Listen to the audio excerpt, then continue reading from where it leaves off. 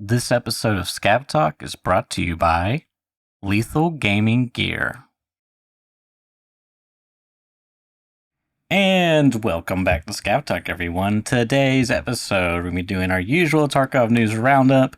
BSG are currently doing some events, TwitchCon namely. We'll recap all the details in between that and the following week as the news comes. But we got stuff to go over. So, Arena patch happened, making money in Tarkov 101, dupe glitch in Tarkov, optimizing versus maxing.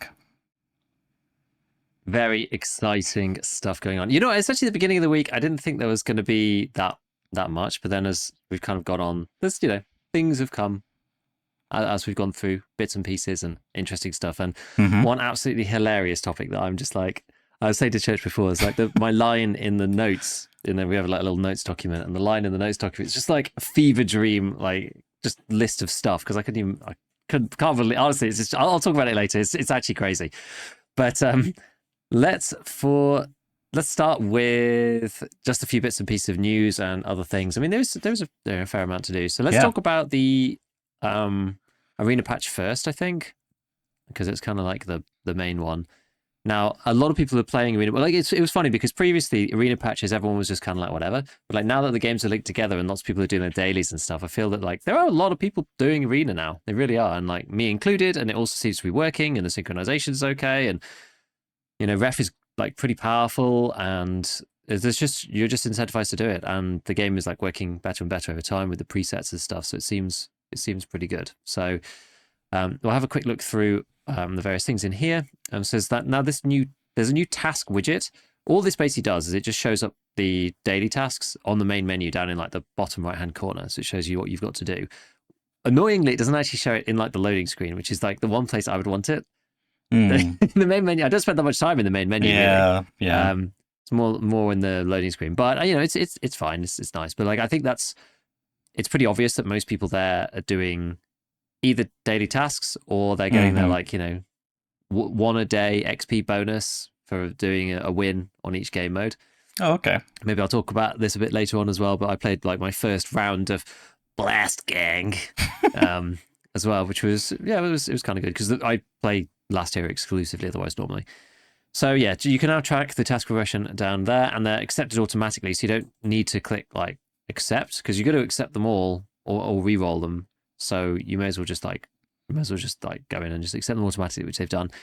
They've added a shooting range, which is cool. So you go to like one of the presets, and then you do like right click shooting range, and then you get something that's similar to the base game. So yeah, different range targets, adjustable poppers, like stuff that moves around, but it just lets you test your gun. Because before, building something based on your EFT knowledge in arena, being like, I think this is good, but like you couldn't check it until you actually went into a game with it, and the only way to play was 10-minute Last Hero was like probably the shortest game mode you could play with it. So this allows you to test builds a little bit more, which is pretty cool. And then they've done some stuff about like ping. So you've got this in-game region selection. So they've moved the region selection thing from the launcher into the actual client. And you can select 3 regions. If the ping of one of the selected regions becomes higher than recommended, it'll be excluded from matchmaking. If the ping of all selected regions becomes higher than recommended, the server selection will change to automatic. So they've like added some logic to stop people who are... I think it matters a lot less for like the likes of me and you. It's probably more in the, I don't know, like Asia and some of the contested ones where it's like you're kind of between like a few different servers, and there might be like, I don't know, bottlenecks or whatever. But yeah, so it's nice to see them like adding a few more quality of life bits in there. And yeah, so there's like, so now you can reselect a preset at the start of a match and when switching sides in. Oh, that's nice. If you accidentally select the wrong preset, you're able to change it back to the one you want to use. So it's like, yeah, so now there's like a little bit of a switch up, which is kind of interesting. So when I'm not actually sure how often you change sides. Like when I played Blast Gang, I was just like lost because it also forced me into. Maybe it is once. I think it's just attacking one set and then defending the other set. I think, but I actually can't. I don't really know. And it also forced me into the map that I hadn't played as well. So I was just like, I am lost. But yeah, it's good. So now there's a little bit more of a like reselection thing. So that's like I quite like that because right now there's not really any. There's like a global meta in Arena of like here's good presets, but there's no like intra game meta. Yeah. So there's no like, oh, this guy's they're picking this preset, so actually we maybe need to change up and do this, or even just like if somebody's got some really annoying cheese build that you just can't kill them or whatever, because of the Vulcan helmet, that's actually been changed as well in here. So there's a really strange change to blunt damage. I don't think this is in the base game. I don't really know what this does. I have there's two theories that are opposing on this in my mind. But anyway, it says blunt damage is now proportional to the energy of the bullet. Okay, fine. Which is determined by its velocity, its weight, the caliber, and other characteristics, rather than only the total damage of the bullet. So just as a quick recap, blunt damage used to purely be determined by the actual raw damage on that particular projectile, and then there was a blunt damage pass through on the rigs and armors, and so that combination then determined how much damage you do, which is the reason why slugs. I mean, in fairness, it also should work this way, but shotgun slugs just absolutely obliterate you in the normal game because they're 100 and something, 200 damage each, whereas regular bullets don't really do all that much. But now they've got it changed by this total energy, which is it's a calculable thing, like the energy of a round. It's kinetic energy, half mv squared or whatever, and but then you've also got the drop off. So a 9mm bullet's kind of heavy, but also slow. But then it also slows down a lot. So I actually know exactly what this does to the game's mechanics. It's actually hard to tell. And then they've increased the blunt throughput damage values for ballistic plates, armor vests, plate carriers, and helmets. And the soft armor under ballistic plate reduces the blunt damage throughput by 20% instead of 40% like it was before. So armor has been nerfed from a blunt damage perspective, and blunt damage itself from the bullets has been changed. And I don't know whether that means that the bullets were the ultimate result of this is that the bullets were nerfed, and therefore the armor also had to be nerfed to keep it kind of in line, but to make it more balanced across the calibers, or whether this is actually a buff to blunt damage because blunt damage, the armor's been nerfed, but the blunt damage on the bullets is been rejigged but broadly the same. I can't actually tell which direction this has gone in because there's not really enough information about what this energy means and how that relates to what the damages were before. If that makes sense. So I don't really know now. I don't really know. My guess is that it would be a buff to blunt damage. Yeah, I mean, I would imagine slugs would be a buff because assuming they're trying to make it more like reality. Yeah. A lot of people complain about slugs in Tarkov because you should, in theory, if it hits you in a plate, it stops it, but that kinetic force of that, giant slug of metal hitting you should knock you on your feet, maybe break some rib cages or whatever. So maybe that would be something. I don't know. Yeah, I've seen this argument on Reddit back and forth 5 billion times about no, but watch this video of the guy eating the foul bullet to the chest and he's completely fine, and and then this other one, and it's and it's the ultimate the ultimate question or answer to it all is just it depends. It depends on the projectile. It depends on the plate. It depends on backface deformation. It's the plate might stop it, but does it spread the force enough so that you there's situations where you might not even feel it. There's situations where the plate stops it, but you actually die. There's things like this. There's this is not sort of tangentially related, but the CQCM mask, we talked about it maybe 6 months ago or something. Grand Thumb did a video about that and about how the actual mask itself, you can shoot it with a gun and it stays intact, but because the way it stays intact is by flexing and then popping the bullet back out again, you as a user are dead. So it's it kind of depends. I think this is the issue. It sort of depends. So yeah, I don't really know, to be honest, but the weird thing about this whole situation is that I don't think this is in the base game. It seems to just be in Arena. Yeah. Previously, blunt damage in the base game was way higher than it is now, and it got nerfed multiple times because people complained about it being so annoying. People were just able to mag buck you to the chest and just kill you in 3 shots with a shotgun, even though you're wearing a classic steel plate or something, which is not realistic or not sensible. And it also kind of skewed the more important point is that it kind of skewed the whole balance of like the risk reward or whatever. You could just take in crappy stuff and just like blunt damage someone with the best armor, and it's just like, well, what's the point of the best armor when it doesn't actually do anything? So it's been like scaled back loads in the base game. So I don't know what this is going to do. I'm not sure. And again, it seems to be arena specific. So I'm not sure. Like, not my favorite thing, but not that I actually care. you know, yeah, me personally. But exactly, if I we'll care, see. I wouldn't. Yeah, I don't know. It could make, depending on how intense this actually changes things. Where it lands on the spectrum. Yeah, and I think also maybe it makes more sense in arena because you're like, you've got your like kit thresholds and you've got these kind of point system. Yeah. So like broadly the way that it works, right, with the classes is that you've got assault, which is like a balanced class, right? You can get up to class 5 and you can get, so with 556, which is predominantly what I've used so far, you can get class 5 armor, your plates, and you might even be able to get class 6 actually, but basically you get like decent armor and you can get up to M856A1. You've got Enforcer, which only gets up to SOST bullets, but can take like, the Vulcan helmet and a class 6 plate. And you have Scout, which can get up to 855A1, but has like class 4 armor only. And then you've got Marksman, which is, obviously gets like a whole selection. It's a bit different, but it gets its whole selection of guns. And that also has like very light armor. I don't think you can even take a helmet, but you can get like M9, M5, but it's like semi-auto only for the most part. So you can only like use the ADAR and stuff like that. So that's kind of like where the balancing comes in. And so this is maybe a buff to like Enforcer, because like what I've got 3 presets that are almost the same, which are all for Last Hero. They all use the M4. They all use almost the same M4, but one of them's SOST, one of them is M856A1, and one of them is one of them's M855A1, depending on what my Last Hero like daily is. And so I've just basically ammo dependent.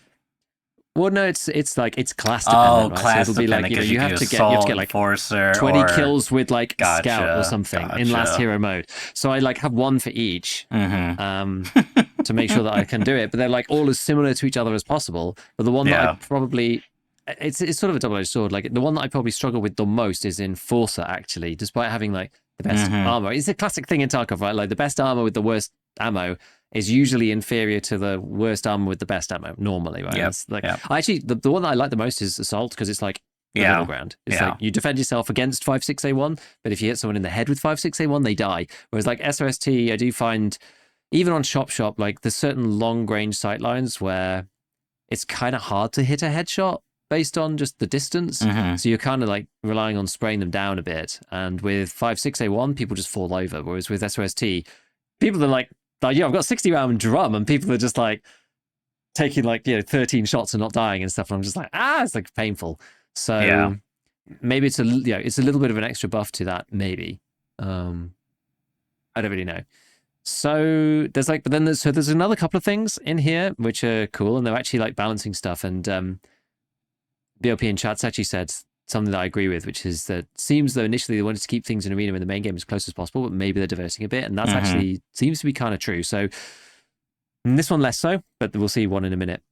It is the case. So they've added a restriction on the use of 2 identical weapons in one preset, because I don't believe, actually not sure with the latest Arena update whether they have everything from patch 15. Arena's like one step behind, so it still has most things, but when I last checked, like for a while they didn't have like left side leaning and stuff like that, right? Arena's usually a little bit further back from the base game.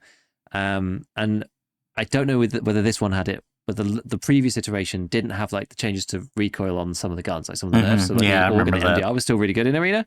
And so people were picking, a scout type class loadout with good ammo, and they were taking the black MDR, and then you take 2, and then you drop 1 for your you could take 2? Yeah, so that was the thing. You could take 2 if you if you were within the bounds of the thing.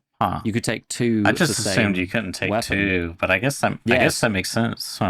You have 2. So you have the loadout section is the same as EFT. Yeah, you have 2. You have 2 slots for weapons. I mean, I honestly wouldn't be upset if they just got rid of that, to be honest. But like in some ways, also it's like kind of creative, so I kind of like it. It's kind of creative. Yeah, do you know what I mean?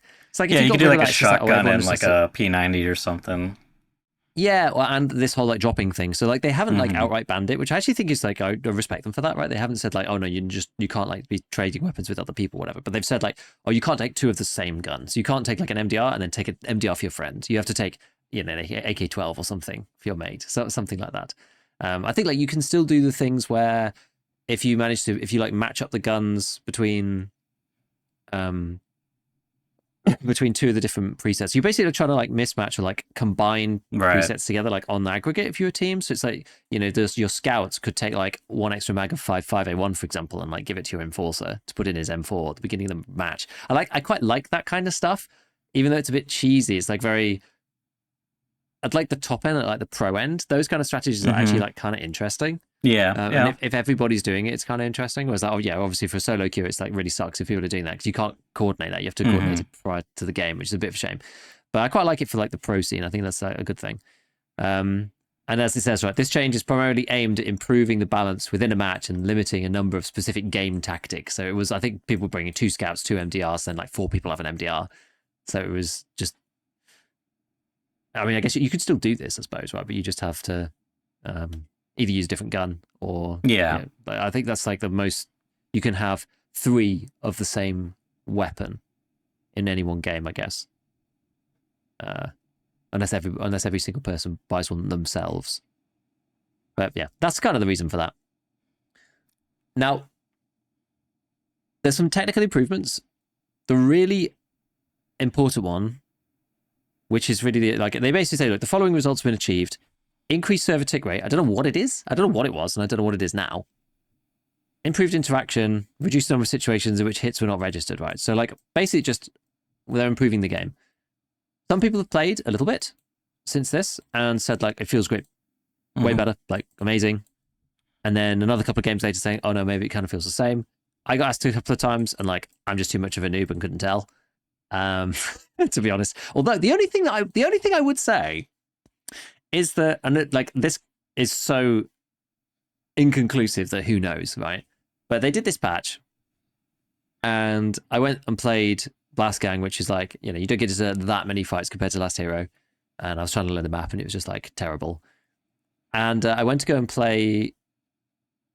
I had to do the dailies still, and I went to go and do a Last Hero game there with like the usual presets or whatever, and I easily came first, which doesn't usually happen.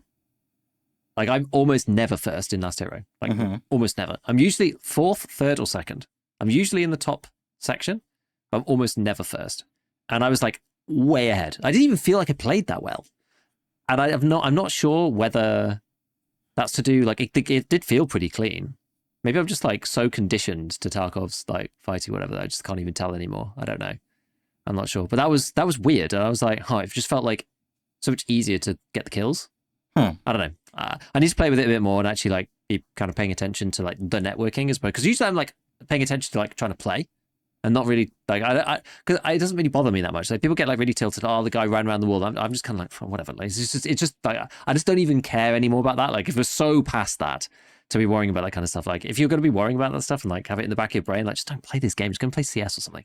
Do you know what I mean? Like it's just we're so beyond that point right now. So like I probably have to put my like watch out for desync hat on and actually go and like try and notice it rather than just ignoring it like I usually do. So we'll see. But people are saying it seems better for what it's worth.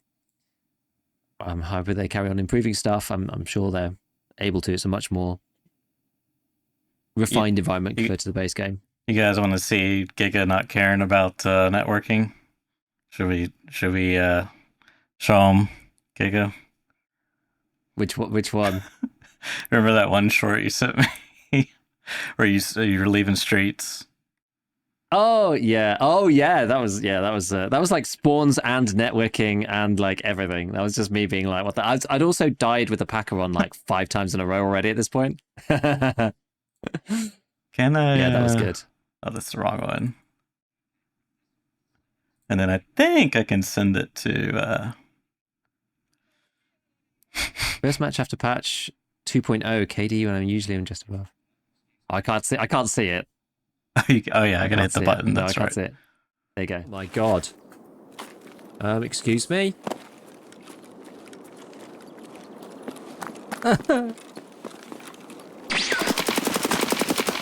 Ah! Uh, Yeah, the guy like he literally like ADS, and the guy goes like and just like jumps, like he just like transports himself 1 meter to the right on his screen, and I was like, what? It's like it's hard enough to track somebody moving anyway.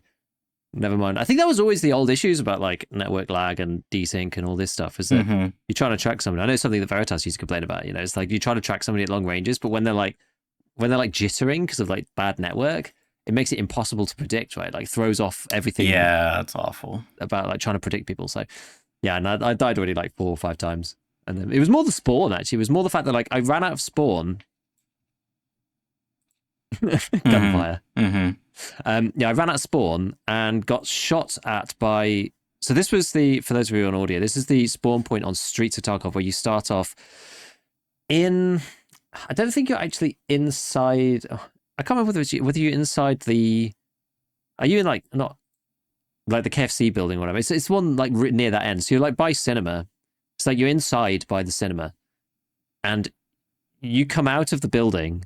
And to your left down the street is the car extract. And somebody else is in a building all the way down the other end of the street. And like, if you both come out at the same time, which there is only one exit from these spawn points, might I add, which is like part of the problem, that you just see each other right at the beginning, literally within like 10 seconds. And I just ignored them because they're quite far away. So I just like ran. And as I started to get underneath the stairs of the cinema, there's like shots coming in my way. I was just like, can you just not like just go away? And then I ran to the other side of the cinema, and then the guy who spawns on the other side of the cinema runs out, and then teleports like 1 meter forwards, and then kills me when I've got my packer on for like the 5th time, and I was just like completely enraged. I was just enraged. I just couldn't take it anymore. I was like, I was so. That was actually the most frustrated I've been about this game for ages. And we're back. Great. Okay. Streets is awful. Yes. Yeah, Streets is awful, especially when you're doing the Packer quest with the 74U for a ref. It's just painful. But yeah, it was the most annoyed I've been in ages. Just combination of stuff, and I was playing like crap, and that was the thing. I was like killing one guy and then looting him and then dying to his teammate, and just like really basic 500-hour Tarkov stuff where I was just like, I'm just playing terribly, and like everything's just going wrong, and I'm just like losing it. And then the guy teleported like a meter, and I just, after getting shot at in spawn, and I'd already been looking at like spawn stuff previously, and it was just bad. But anyway, so other stuff. So they've changed some balancing things, which is kind of funny in Arena, because like usually what you do is you set your presets like right up to the limit. You'll be like 12,999.8 of like 13,000 of your limit, and then they change stuff, and then you go in and all your presets are like red, like none of them work anymore because you're like min max to the line, and like everything's just been like nerfed very slightly. Yes, chat has a good point actually. I did then extract camp. Well, it wasn't really extract camping. I extract camped 3 players within 30 seconds of the raid starting. That was also another spawn related one, because I started in the Concordia spawn in the corner, and I was faffing about with my sensitivity settings, and then I heard just like the stampeding herd of elephants, and I think people were planting a marker for marathon at that like end point. But again, there's nowhere for me to go, and I killed all 3 of them with the packer on, with the UB, the whole team, and basically did as much as I'd done in 3.5 hours of Streets play previously in about 15 seconds. Oh, that's the reference to that. Yes. Yeah, exactly. So it wasn't really extract camping, because it was the marathon extract, but it was like 30 seconds into the match, and I had actually spawned there. Oh, they were just going to hold the position. I see. Well, I think they were planting the marker, I think, because there's a quest where you have to plant a marker on each extract, on each like transit point. I think it was that. But we're about to do a Scab Talk tangent into spawns. No. No. I can't take it. Yeah, so balancing changes. Reduce the MP cost of ballistic plates that are only available to be installed in the back by 30%. So there's a lot of lines here about reducing and increasing MP cost, which is the points system that you use to build a kit. Exactly. So backplate's cheaper, pistols cheaper, or pistol attachments cheaper, shotgun attachments cheaper. Except magazines, Giga. Except magazines, very important. Increase the cost of weapons with built-in stocks, AUGs, MDRs, ashes. Reduce the MP cost of AK weapon systems, except the Saiga 12. Recalculated for armor elements with updated armor damage mechanics. I assume blunt damage, but who knows what that even means.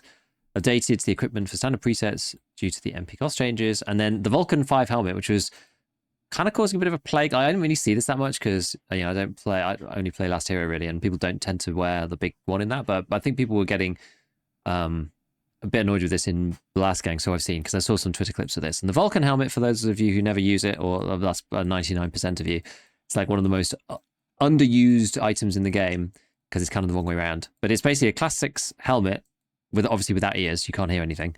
But the visor is class 4. But the advantage of the Vulcan is that you can actually see, right? It's like it's like a fast MT visor or something, as opposed to the alt-in or anything like that, where like you've got restricted vision, or the killer mask. You know, so it's like it's the classic case of like, do you want 6 on the head with 4 on the front, but you can see, 5 on both, but you've got a box, or 6 at the front and 4 on everything else, but you've got like a real tiny little slit. And it's kind of the usual order is alt-in, killer mask, and then Vulcan 5. Because the issue is that, you know, you're looking at your front of your head like a sphere. What part's going to get hit the most? Well, it's the bit with the class 4 face shield on it. You know, all you have to do is send a 55A1 through this face shield, and you just immediately die. And your class 6 helmet, which is worth, you know, 200k or whatever it is useless. Like no one ever uses these things except in like Blast Gang, because they're, you know, it's free, right? You put it as part of your preset. It's like a balancing kind of thing. I do actually think that is one interesting thing about Arena, because it's like you're paying a cost, but it's like a min-max cost. There's no like economy to it. You're like building a loadout based on like, you know, some criteria. I think it's actually kind of neat because it shows that like, yeah, there are then times where you think, well, maybe the Vulcan 5 is all right because it's like in this specific setting as well. You're not like looting and like searching open areas for people. It's interesting. But anyway, they've reduced the armor class on that from 6 to 5, and some of the armor points too. So that is like, now the base game is deviating from Arena at this point. Vulcan 5, I went to check yesterday, the Vulcan 5 is still class 6. Yeah. In the base game. It would almost be interesting. It would almost be more interesting if they changed it to be class 5 and then like made it a bit easier to get or something. I don't know. It's like, it's just weird because like no one ever uses them. They're too expensive. They're just too bad. I mean, my question is, why not just crank up? You have a knob for meta points. Why not just crank those knobs up? Like, why go through all the trouble of making these two things very different? I think the issue is, you know, you got the full pool of all the things that you could change. And this is like a particular problem that you can tweak down, whereas like changing the meta points thing. No, you just increase the meta points on the helmet. That's all you do. Oh, I see. Yeah, I don't know. I'm not sure. I mean, it's still good. Class 5, honestly, it's still pretty good. Yeah. Like most of the classes don't have ammo that will like one tap that. Oh yeah. So, like Enforcer or Assault, like 5.6A1 isn't going through that. There's no chance. It's probably a 3-shot or something, maybe 2, 3. So you need like Scout or Marksman. So like maybe it's more balanced. I don't know. Like I think it's fine. I think it's fine. They could have done that way around as well. I don't know. But yeah, then there's like a load of ammo stuff. I think this is the ammo changes that came with the wipe, the base game, because you can see PvP 9mm went from 52 damage to 44. Oh, okay, so that's what this is. I wasn't too sure. Yeah, this is just the stuff that came with the wipe in the base EFT. I'm almost certain, because it's the small buff to 5.45, it's the small nerf to 5.56, but only at the low end, and then the buff to 7.62 and a little bit to 9x21, and then the PvP damage decrease. Wouldn't it be nice if they just said this when they patched the game in the base game? It would be good, wouldn't it? It would be nice, but never mind. So that was that, and then I actually saw there was like a second patch or something. I think, when did this one come out? This was 19th. This was literally yesterday. And then there was something else that came out afterwards that I saw on Twitter that I'd like kind of missed, I think, and that was in the evening. For me, that was like 7 p.m. And they said, we've installed a technical update fixing issues that cause players to freeze when exiting the shooting range.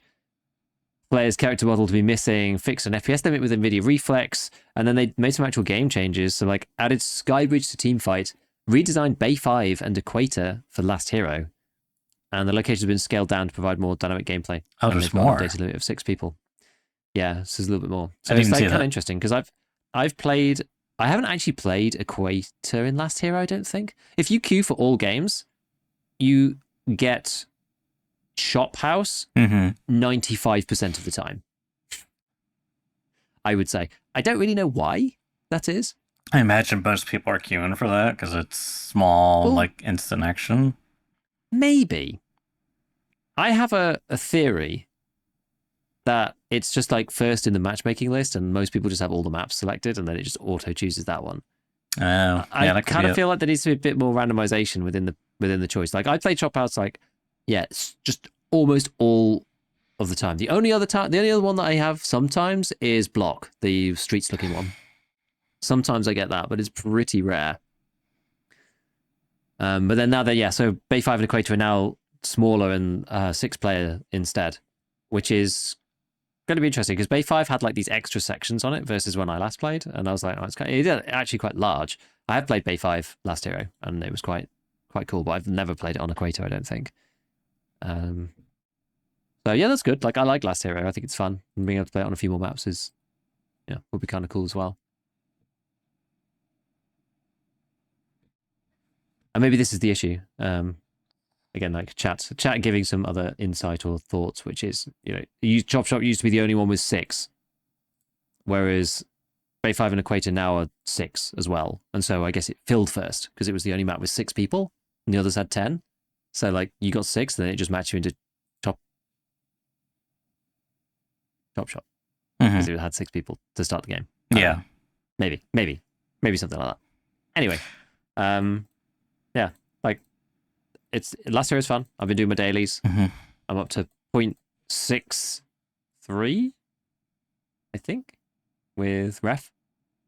So you basically get 0.3 every day from dailies if you do them all, which you should, because you could reroll them into something easy. Like you just reroll all the Last Hero ones, and it's like get place 5th or best or better, get place 4th or better, get 20 kills with assault or something, and you go in and you play one game and you come 3rd or 4th, and then you will do them all in 10 minutes. It's by far the easiest way, in my opinion. Makes sense. Like I have a weekly, like the weeklies. The thing about the weeklies, I'm not sure about. They're like a lot more expensive to reroll. They're like 200k at the start, even to reroll. So you can really run out of money quite quickly if you reroll the weeklies. And my weekly is to kill like 18 people in Blast Gang, which is not actually that many in the grand scheme of things. But obviously it takes a little bit longer to do that than it does Last Hero. But it's a weekly, so that's fine. But it's got a Lega medal on it, but it's only 0.01 rep. And you can get them 0.03. So I'm like, is it worth rerolling it? Is it worth trying to reroll into a 0.03 or a Last Hero or something? But it's got Lega on it. Like the Legas are quite good. I hit the Grumpy Room twice so far, and I've had a spear, a Gazelle. Someone on interchange? Yeah. So it's the one that people like, I think, because you can get like I end up with 100 rounds of M995. You get like I have a Corund VMK front plate, right? The Class 6 front plate. They're just like, I don't think I've even seen one of these in game before. And except for hitting Kibber last wipe, it was the only place. So it's kind of like cool that you can get that stuff from there and then run those things. So it's good. Like it is good. And it's only on Ref 2. So you can get some like amazing stuff from Ref 2 as long as you've got Legas. But Legas are quite limited.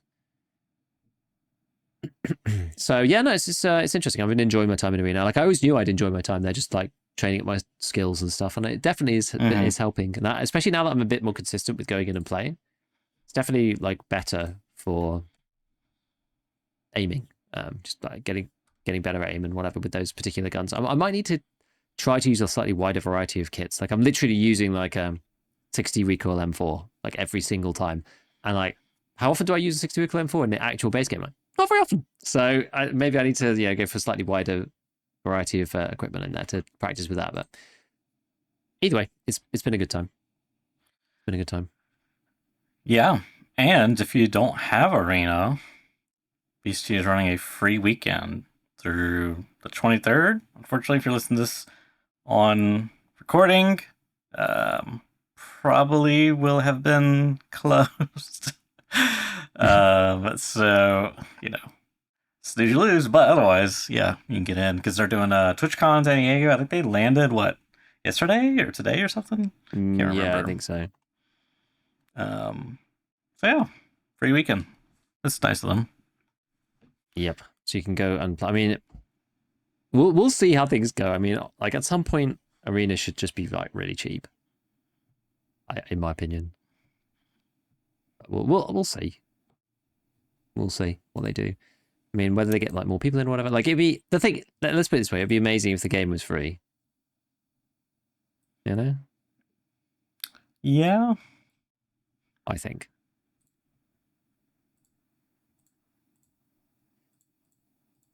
I just finally went to go and investigate. Sorry, this is a complete tangent. So carry on if you've got something on that. No, go ahead. So every time I go back to the base game, I'm just like, I'm sure my sensitivity is different. I'm like, I haven't checked. I kept meaning to check, but every time I thought about it, I was like, this is not right. Like something is different here. And I've gone and checked Arena, and like, yeah, my sensitivity is different in Arena than the base game. I don't know how that happened, or when it happened, or how that's even possible, but it is by quite a lot. Mm-hmm. It's 0.3 in Arena, and it's 0.5 in the base game. I'm like, I swear to God that this is like so much more sensitive on the base game. Like, maybe it's my kit. Like, maybe I'm just used to running around in Arena, like turning more or something, or like, yeah, I don't know. I'm like, it's just something doesn't feel right. But now I'm not sure which one to choose. I should probably choose the Arena sensitivity, given I've probably got like 20 times as many PMC kills in Arena as I do in base game. Should I go back? Should I go to 0.3? I haven't been on 0.3 ever.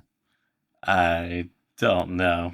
It really depends I on. I don't know the answer to this. Your preference there. Maybe I'll try it. That's super weird. I didn't know how it changed. Well, they to don't. 0.3. I have no they clue. don't match, in my experience. They're separate configs, so. Yeah, they don't link anymore because they used to. Mm-hmm. Which and seems like you would want them to. I don't understand why you wouldn't. I mean, or maybe if you did want that, why not just have an option to toggle that on or off? I don't know. Yeah, it'd be nice to have an option to toggle. Okay, I've fixed that now because otherwise I'm going to forget to do it. Okay, interesting. But yeah, a toggle would be good. Yeah, just moving on through the rest of the news. We got a Nikita teaser from earlier this week. This came on the 13th. I hit the wrong button. I thought I had it up. And it's Killa outside interchange, because you can tell by the giant ultra sign. However, it is in what appears to be a T7 thermal that you're seeing this through. This image. What does this mean? No context given. No idea. Some people were speculating he could spawn outside now, which would be something.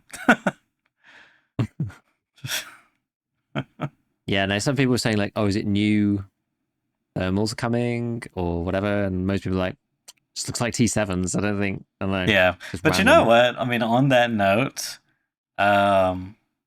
Kill doesn't have an armband. He also doesn't have a pistol holster. So this is like straight up a PMC cosplaying. Oh. It is the Killa. Well, it's a very Killa-like armored vest. Definitely a Killa-like helmet. Pretty sure that's a Killa helmet. That's not an Alton. Alton's got a bit bigger of a visor, I think. Yeah, the visor's way bigger, yeah. So, yeah, and someone said that's a redone on a Killa vest. I could see that. So, yeah, I don't really know. You know, Nikita, he likes to do his things, his leaks. No context given. It's just... Remember that one time where he, like, posted a MS Paint drawing and people were sitting there like, what could it mean? You remember that? Yeah. Yeah. People love to look into, you know, how many lines are drawn on the thing. That's how many months it is until wipe. You know, if you take the number of lines and you divide it by the number of trees. Oh, God. The Tarkov tinfoil hat is crazy. Yeah, you posted another picture of something. It's cult symbol. It looks like the Underground of Reserve is kind of like the asset pack that it looks like. Yeah, I agree. But it's a tunnel of some description. Because we can see, you know, it's like been bored out from underneath in the underground. And I don't really know like where this would be. The only thing that it made me think of immediately was the lab sewer. I can't think of many places that are actually like Oh, cylindrical. And the only reason why it made me think of lab sewer was because in the new factory, in the open area directly underneath med tent in the underground section, there is a new door that opens out onto something else that looks identical to the lab sewer as well. So there's like more of this sort of sewer type stuff, but it looks, I mean, I don't know why there'd be a wall here, but I'm not sure. I just don't know really where this could be. I yeah. mean, it's clearly underground in some capacity. I mean, is it part of terminal? Maybe, you know, is it part of, I don't know, yeah, the reserve? Like maybe. It's very hard to know. Yeah, it looks like a giant concrete sewer pipe with sandbags. And what's weird is the like the walls, half of the cylindrical walls have like bathroom tile on them, which is like very, very Yeah. odd. But nonetheless, I'm holding out hope for a reserve mini micro adjustment slash expansion. Cause yeah, the reserve underground area is gross to That's me. the button where they release the gas. That's where you go down and you pull the pull lever, and after 5 minutes, everyone in the underground gets gassed. That's what I want for reserve. I think that'd be sick. Sure, you can fight in there, but after 15 minutes, a button appears and you can pull it, and it gasses everyone, and you have to leave. That'd be great. Get the gases, get the rats out of the underground. Yeah, honestly, put Killa and Sanitar there. I would go for it. Man, it is rough. Can you imagine when you're playing? Can you imagine watching people like being forced out of dome? Like you pull the lever and then you just wait for them to like run out, scuttle out like the rats they are out of D2. I want like a Helldivers 2 gas cloud to like emerge from dome. Yeah. I was gonna say it is rough playing reserve without Red Rebel. Like early wipe, or if you're playing for a group of friends and someone's behind, they don't get Red Rebel. It's like, all right, I'll hit the button for you, but you're on your own afterwards, and they gotta fight through hell to go to the extract, and then God forbid they try to go to D2 because you know someone down there is waiting. Yeah. Is it bad that this picture reminds me of the London Underground? I don't. Is that bad? Maybe. It's like, I mean, some of it looks quite nice. Oops, that's not the right thing. It could be like a New York sewer. Some of it looks quite nice, but some of it, like some of the old bits, or like the bits that are like dilapidated and like aren't used anymore. I've like sent you on Discord. I've sent you a random picture that reminds me a lot of like parts of the underground. There's like lots of like unused parts. Oh yeah, of, like, post stations and stuff like this. Because it's old. Like, there's a lot of the underground that's super old. That does look actually pretty similar-esque. Yeah, it's what makes it kind of like historic, but at the same time like really awful to use in certain places. This looks like a service tunnel. A lot of it does just look like that. Yeah. On the older lines especially. I used to use the central line a lot, which is like one of the older lines, and it's just grim. Do you just walk through here, or is it like you need a bike? Yeah, you only walk down there, yeah. Okay. Huh. Yeah. That's crazy. I was like looking at the old lines. I mean it's actually kind of crazy. Like when some of this stuff was made in London, it's like actually insane. Because like, you know, like we had the technology kind of before anywhere else here, which is just like mental. Where was it? Where was that first one that I found? We have the technology. Yeah, but obviously these things get like harder to like replace or whatever. The first line to operate underground electric traction trains, the City and South London Railway, in 1890 is now part of the Northern Line. 1890. Like, wow, yeah. This shit is old. Yeah. Some of this stuff is old. You know, because I used to live quite close to one of the stations, and that was the reason why I ended up getting a UPS, because our like local electricity network was like in some way combined with like the electric like rail line. Oh, ew. And so we'd get like actual outages because like stuff would go wrong on the rail line and just like take out our area of the take out our small area. It's just like, God damn it, the power's out again. So that's why I ended up getting UPS, so like you wouldn't just auto disconnect me, which was more of a problem when I was like working from home. So just like real pain. Anyway, we do love a good tangent. What were we talking about? Oh, we were talking about this random tunnel. Okay. Yeah, random tunnel. But there's a few other bits. Let's skip to Dimitri's one. So Dimitri posted a picture. I guess it's more raid series stuff, I would imagine. And it is basically, I don't know who he is exactly, but it's like 3 dudes in a forest doing it looks like some filming stuff. There's like really no context for this whatsoever. Sorry like, for what? They're clearly filming something. Yeah. Something, chat. Something. It's probably Chronicles of Rigi. Yeah, probably. That's the thing. Raid series of some kind. We haven't had one of those for ages, it feels. I don't know when the last one of those was. It's been a while. Yeah. Other than that, there's like a few random comments in general. There's one which is extra funny, which is a reply from Nikita. It's actually a quote tweet from Nikita. Quote tweeting Tiggs's post. And I don't know whether this... And sometimes it's hard to tell with VSG. So Tiggs says 6 days and counting. He's got his username is best wipe ever in Tarkov, and it says deploying 0000, and it was retweeted by Nikita with a heart. And I don't know whether this is like legit or whether this is sarcastic or what, because all the comments underneath are like, man doesn't know. Because the reason why Tiggs is posting this is because after reaching level 67, Tiggs has had a bug in the game where he can no longer load into raid anymore if he's wearing gear. What the heck? For 6 days. Only in Tarkov. So he can only play his ult God. and like scrub kits, because if he takes too much stuff, and there's somebody else as well who's also having the same problem, and I don't think the sarcasm translated correctly, and I think it was maybe perhaps misinterpreted.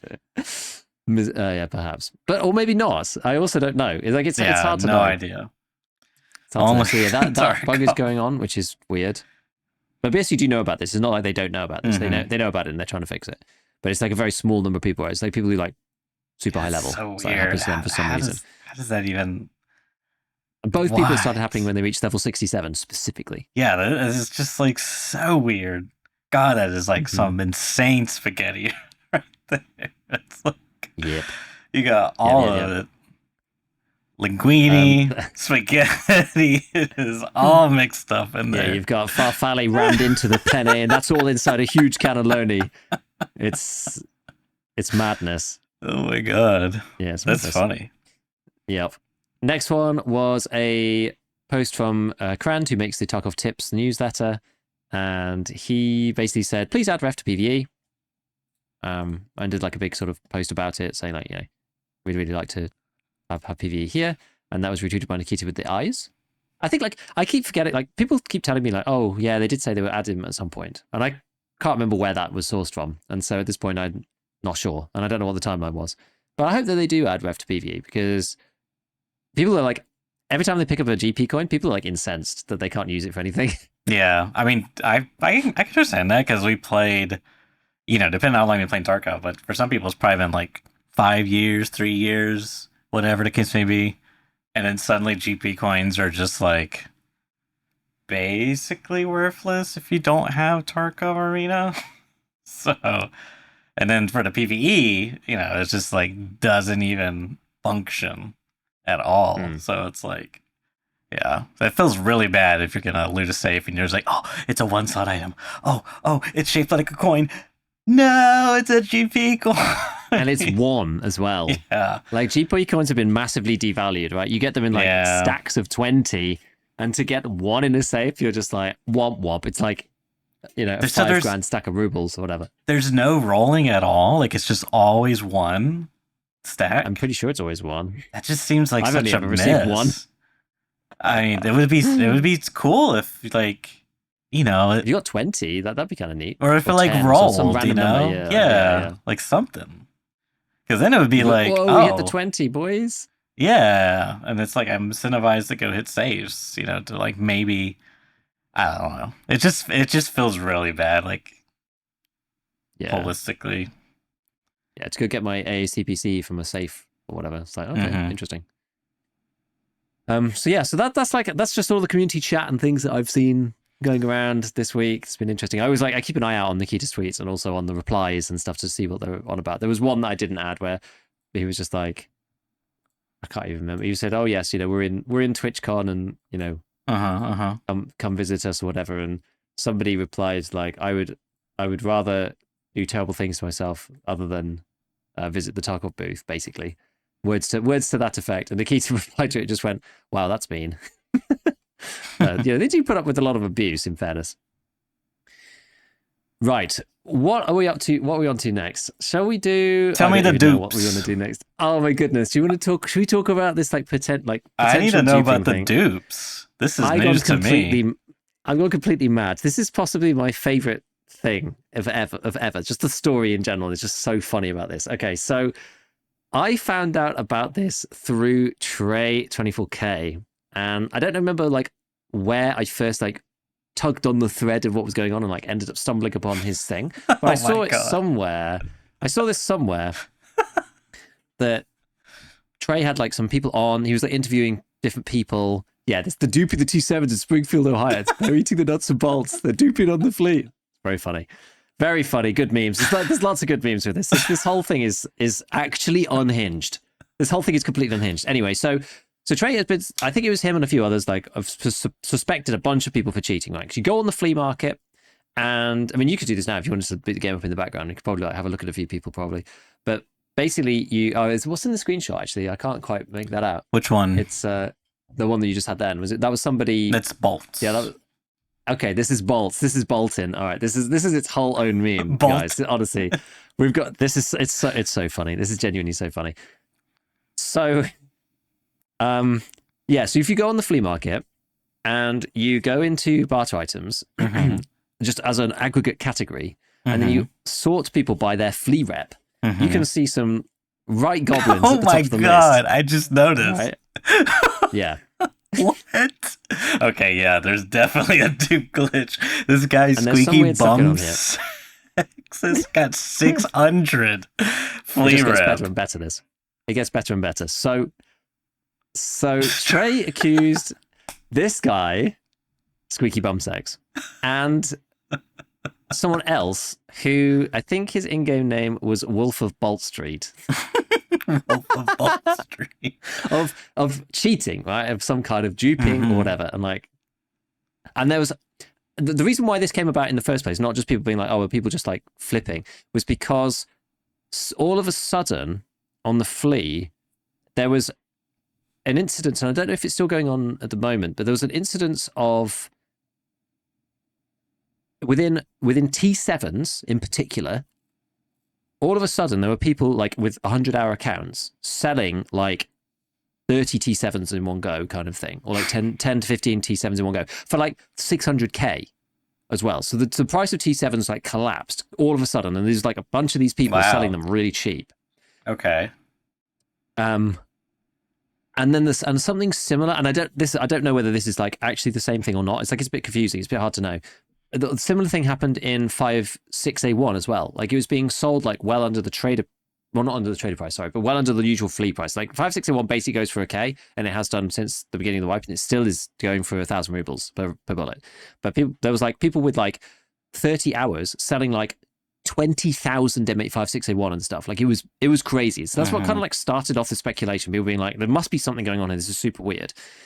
Now, Trey ended up getting in contact with some of these guys. Oh, okay. Squeaky and this other dude, the Bolts guy. And I don't know. I don't know what order the two things happened in. I think he spoke to Squeaky first. But anyway, it's just the long and the short of it is Squeaky basically was just well, he is what he's doing is just he's actually flipping on the Flea, and he's working the Flea. Okay. To do what he's doing is actually legitimate. So what they'll do is they pick a price, and then they buy all of the items in the flea market from that price to the cheapest price. So they clear it out. Because if you buy from the bottom, people are always adding more. so what they're doing is they like start at 45k and they go 44k, 43k, and they just buy out all the listings down to the bottom and create this huge gap, and then they relist everything back up the top again.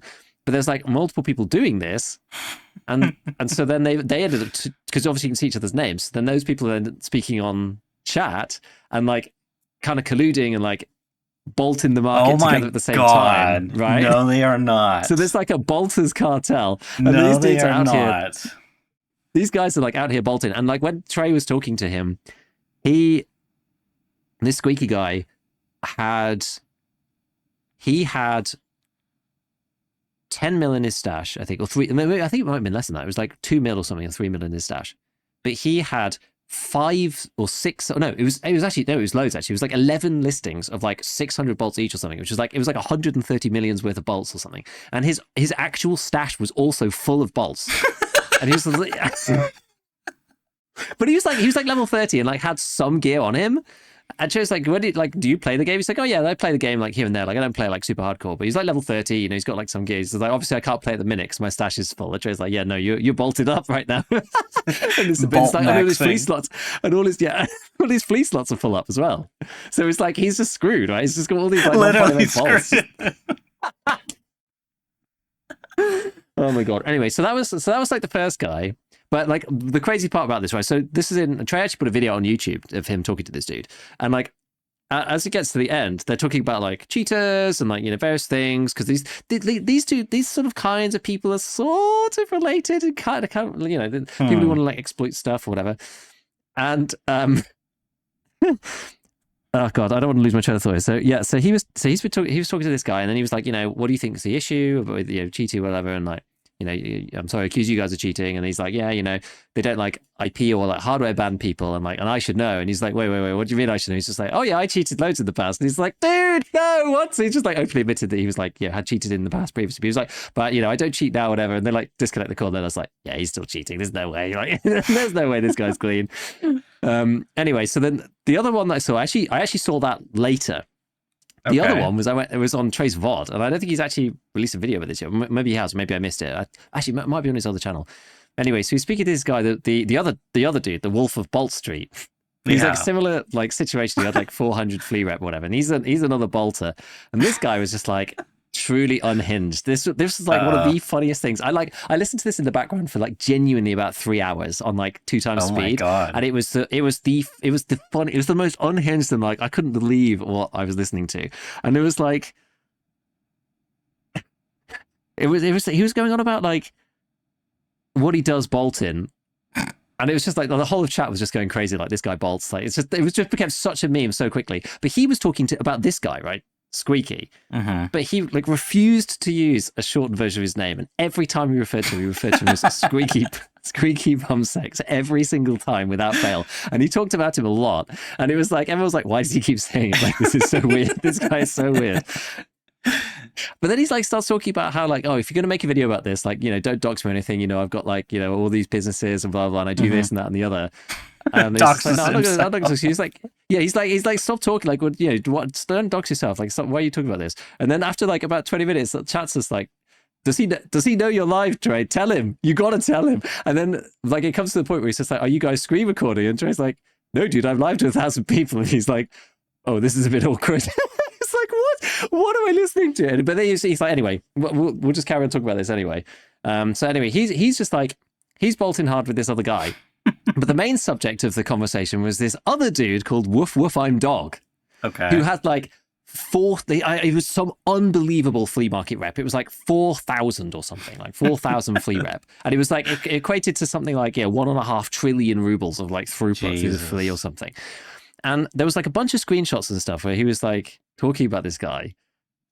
And the screenshots were of this like homebrew, like Chrome API, like that he made to do the flea stuff automatically, right? So he was just like, and his flea rep was just like, you could just see it just ticking up because he was across like many different items. And they were like, yeah, because we buy from this guy sometimes because he's there just like, you know, making small margins on stuff. Like we're trying to we're trying to sell bolts for 45k, whereas he's like he'll pick them up at like 17 and then resell them for 25. But the guy doesn't even have the game open, and this was like part of the crazy thing because the guy didn't have many hours really.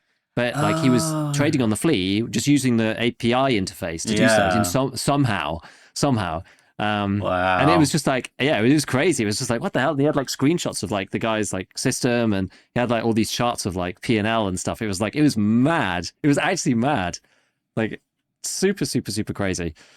Oh my goodness. I But mean, yeah, kind of like cool, you know, like kind of cool on in like a a sort of like, technical level. yeah, like this is the thing. It's like kind of a cool thing to try, but like obviously very much against TOS, and like, you get banned or whatever. But I can't. I just the whole conversation was just completely unhinged. And then basically the guy was like, he was also just like, oh yeah, I've cheated in the past, but I cheated under the name Loot Santa, Mm-hmm. 1, 2, 3, blah blah blah up to 40, and he was like, I kind of wanted to do a goat thing, but didn't have the reach for it, and I tried to send my computer to Nikita with like the cheats on it to like show him or whatever. Joe was like, yeah, if you try and send your PC to Russia, they probably think it's like bomb or something. Like, no way they're going to accept that. You can't just like send your PC to BSG's office. Like, that's just not how this works. But then apparently there's like a bunch of posts back from when he was like trying to, showcase this stuff or whatever. And he like used to go around the map. Like, I don't know. Who knows what really happened? But apparently go around the map and like give items to people and blah, blah, blah. But he was like, he said I opened, was on Twitch and stuff and got banned from like 40 different accounts. And Twitch it was accounts interesting. or like, I think both. oh, okay. I think both. And so there was definitely 40 like Tarkov accounts though. And yeah, so the first guy, it was interesting. They had like different opinions on it. Like the first guy Was he buying these was accounts? like, I'm sorry, I gotta ask because that's a lot of money. Yeah, well, he was. Yeah, he was. But he was like, What? he was just like, you just buy them with okay. G2A, like VPN or whatever, and then buy them in like a low price place. Yeah. And then, and he was like, this is the first time I've actually really heard anybody talk about this from that side. He was like, and you do it with the bundle. So you do the 5, you get 1 free. Yeah. And he was like, in my opinion, the only people doing that, he said there's some very specific people who are doing it, like streamers for giveaways and that kind of thing. But like, he was like, I'm sure it's just mostly cheaters. Whereas the other guy, who's just like, oh, I don't think anybody uses that. But he obviously didn't really know, I guess, is the deal. Whereas this guy was buying like tons of accounts because he was openly streaming it. So he was expecting to get banned like immediately because he said he was supposed to be showcasing it or whatever. I don't know. You got to like take what these people say with the pictures are, right? But like up until this point, the whole conversation is just unhinged. The whole thing was just really crazy. The guy's like doxing himself, like live on air.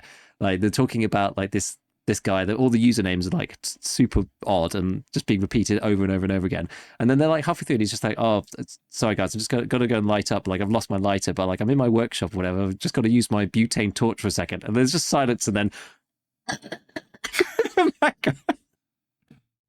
that's kind of what the whole conversation was like to listen to. And I was like, I was just like morbidly curious about the whole, I was just like, I literally can't stop listening. Like anybody could say anything at any point in this whole conversation. It was crazy. It was crazy. But anyway, the long and the short of it of the duping thing is apparently there was, I don't know whether there still is, there was a way of duping small numbers of items in very specific circumstances. Yeah. That involved something along the lines of like holding items on you and then like disconnecting in a certain way, but with teammates, and then you managed to keep your stuff and they also could loot you and take the stuff out. So it wasn't like you could just dupe in the stash or anything. It was like some weird like desynchronization glitch between the item server or whatever. But then those items are also kind of screwed up. Like you couldn't do certain things with them because they were like clones of the same item, right? So they didn't have like unique item IDs or whatever. So it was like kind of busted. I don't really know. And it doesn't really work, was the opinion of these people. So then what's the deal with the T7s for 500k? I guess I think that's that because it only really works with T7s. I don't really understand with the 56A1. I'm not sure. I don't know. But with the T7s, it was like you could technically do it, I think, because they're like a small enough number but high enough value that it's like worth it. Whereas like nothing else is like worth it to do with. Was the idea. The only other one that there was on this post, you can actually see it on the screen. Like Logical was talking about the dupe, and there was a dupe for this like in-raid red LEDX. Yeah, so I was the red wondering LEDX about was that. Yeah, that was the special one. That was the American LEDX. So you had to get on labs, and it was an item. But despite being a quest item, it was an actual physical item in your stash, but you couldn't sell it on the Flea. You couldn't sell it to traders. It had to be, oh, sorry, you couldn't sell it on the Flea, but you had to hand it in as an item. But there was some way, maybe you could sell it to the trader. I'm not sure. Like basically, then the hackers were like duping that item because it was a quest item, but then like being able to sell it to the traders or something like that. And that was like something very specific that they ended up blocking. I think they just made it so you couldn't sell it to the traders or something like that. I'm not sure. I'm not sure. So is there a dupe glitch? It doesn't really sound like it. I don't know. But it's sort of uncovered this like underbelly of people they out here bolting. Yeah, can we talk about for a second the bolts of Wolf Wall Street and Squeaky Butt person colluding together to manipulate the market? Like they because that's legit, right? They actually, you're not going to get banned for that. Like you could. That's completely valid within the rules of the game. But that's actually like real world economics, like internet service providers being like, you know what, we don't have to compete against each other. You can have this segment of the market, we have this segment of the market, and we'll just keep the prices high, and we don't have to innovate because we own the market. It's literally what they're doing. They just bought up. It's like, why are we competing with each other? Let's just work together.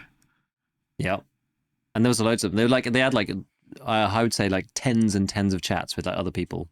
It's also like, doing similar things. It's also just like a really bad consequence, or maybe not. You know, it's almost like a whatever. The fact that the market's like 90%, like God, I don't even know. 95% of the users are going to use it to where it's going to list the item and it's going to list the lowest price at the top. But because it's like like that, it does lead to these, you know, sort of like exploits of human behavior / psyche, you know, like the example. In what sense? Well, like the example you gave, they said, "Oh, let's just pick a price, 45K, and we'll buy down." And so when people are listing stuff, they go look at the lowest pricing and they say, "Oh, okay, if I want my item to sell immediately, then I'm going to list it at the lowest price, like a few rubles below, right?" But then if I want to get a little bit more, you know, a little bit more ruble, and I don't mind it sitting there for longer, I'll list a little bit higher, right? Maybe like a page up or something. You know, some people sit there and I'm just a basic person. I just like, you know, -1 ruble, hit go, you know, some minus, anyways. But because of that, as they're like going through the stuff, there's more. You know, they're at like 45K and are going down like 44K, et cetera, et cetera, et cetera. People are still adding supply on the market. And then suddenly, like eventually they're going to be fast enough. But I don't even know how to like put it into words, but it's smart what they're doing.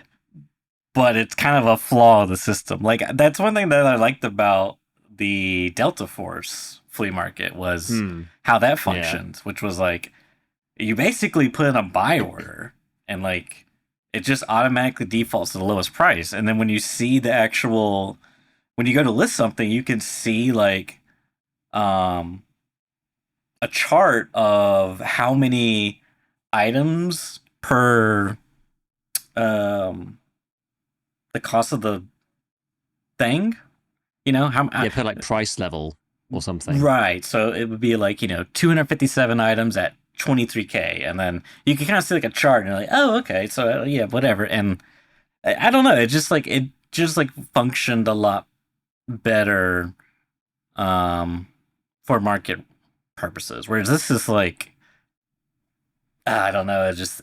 You can do some really funny things, you know, to really manipulate stuff here. It's more like, because the thing about EFT's flea market acts more like eBay.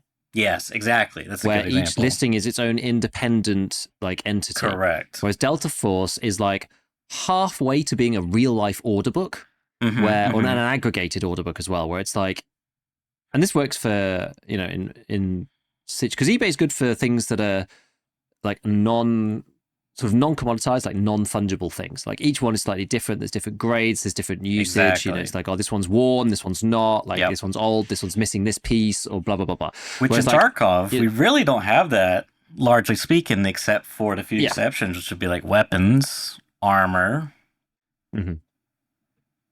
I think that's kind of it. maybe some food items that have like a, in Salewas that have like a Yeah, HP pool to them. yeah, yeah, exactly. And so those kind of like order books work a lot better for that kind of thing because, and it's not a full order book in most of these cases anyway, because it's like it's only one side of it. Because in the real world, you have, for like the stock market, for example, you have both sides of an order book. You have buy orders and you have sell orders, and they sit like with a gap, right?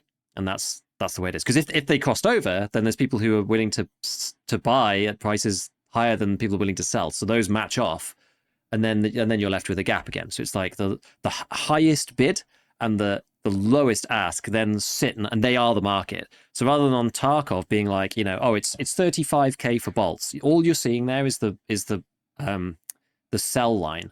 Like in the real world, you'd have another line above this, which would be like 25k for people who want to buy. And then if you want to buy and sell, you can put orders in doing like a market order and do it like immediately, right? So you can sell bolts at 25, you can buy them now at 35. So if you want to execute straight away, you cross the bid offer spread and you pay the premium for immediate execution, basically. Whereas if you're a market maker, you sit there on either side, whichever side you want to be on or whatever, and you make the bid offer spread for being like the service provider for the market, right? But like Tarkov only has one side of this and it's not even aggregated or anything. Whereas like Delta Force is like, again, one side, but it's sort of aggregated. But it does then have the concept of a buy order. Tarkov could really do, like, you don't need to go for a full order book in Tarkov. It's not necessary, really. But it could really do with the concept of a buy order, in my opinion, because it stops this like you press it and it goes like you couldn't buy it because that one's already gone, right? Like that's not really necessary and it's just annoying. Yeah.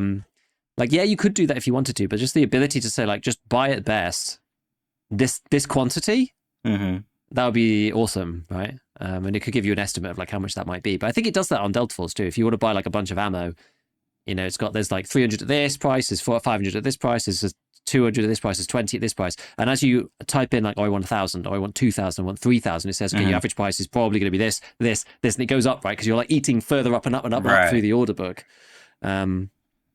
So it's quite, it's interesting. But yeah, the BSG one is like, it's much more like eBay, but it's not really necessary for something like bolts. It just makes it kind of clumsy. Yeah. Which is interesting too, because I know it's like supposedly, it's supposed to be like the auction house. It just feels like it's kind of a half placeholder, half baked system potentially. Because I could see what they're going for. One thing I do really like, which I guess is the case now, but it's not really like used properly. It's more like for scams. But I used to like looking at the weapons, right? And then you see like the ones that got all these cool attachments when you're like, new to the game, you don't really know anything. You're like, well, this one's like, 1,000,000 rubles. It must be so good. Spoiler alert, it was not good.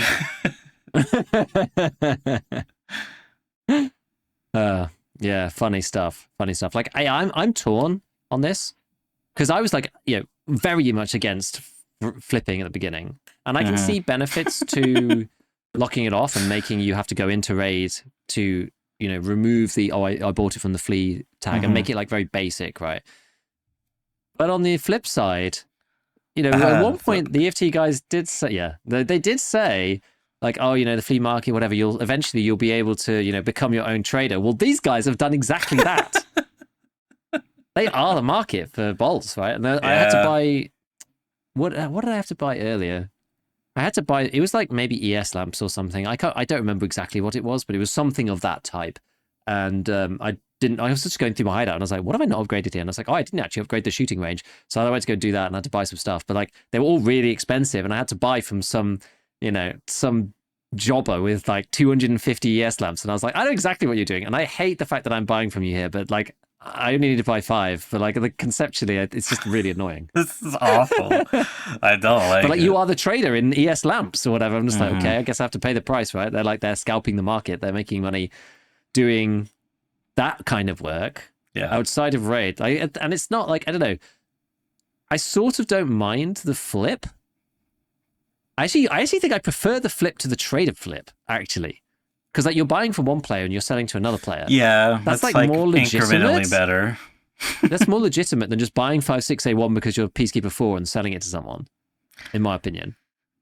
I was thinking, I feel like there's a bit of a flaw here because, you would think, taxes would be a certain limiting factor, which I think it Yeah. potentially would be, but then again, I'm not certain because by the time you reach that point, will you have made enough profit that it doesn't even matter? Now you can just switch, change markets or change production. It's like I'm no more bolts of Wall Street. I'm nuts of Wall Street. Yeah, and they did say, I can't remember which one of them it was, but one of them said one of the reasons why they chose bolts was because the Flea fee was quite small. Like ES lamps is actually like 6K or something, Gotcha. whereas bolts is only like 1. Yeah. So yeah, it's strange. I But mean, I don't know. It's just kind of like because when you think about it, as long as you make some amount of profit, right? You could do that infinitely, and yeah, you're just scaling up, right? And eventually you reach like yeah, this critical mass where have 250 bolts per listing on the first page, and you're just scalp like you really are just a scalper. yeah. Like the limiting factor is probably stash space more Stash than phase anything for else. sure, and initial operating costs. If you Yeah, have more yeah. money, it's gonna be quicker. You could, And probably easier because you can like bully the market. If you've got yeah, 130 mil to start with, you've got just endless pockets to just buy out yeah. any listing that comes up. I wonder, just as an experiment, I wonder what would be like. What's the minimum you need to like get started? Like a decent start.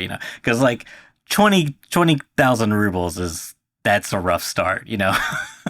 That's a really Yeah, slow start. But if I had like 1,000,000 rubles, in an empty stash, what could you I do? don't know. What could you do, Giga, with 1,000,000 rubles in an empty stash by the end of the day? How much money could you walk away with by playing the market? By I don't. playing I actually don't know. by I genuinely don't know the playing answer. capitalist casino Mm. simulator.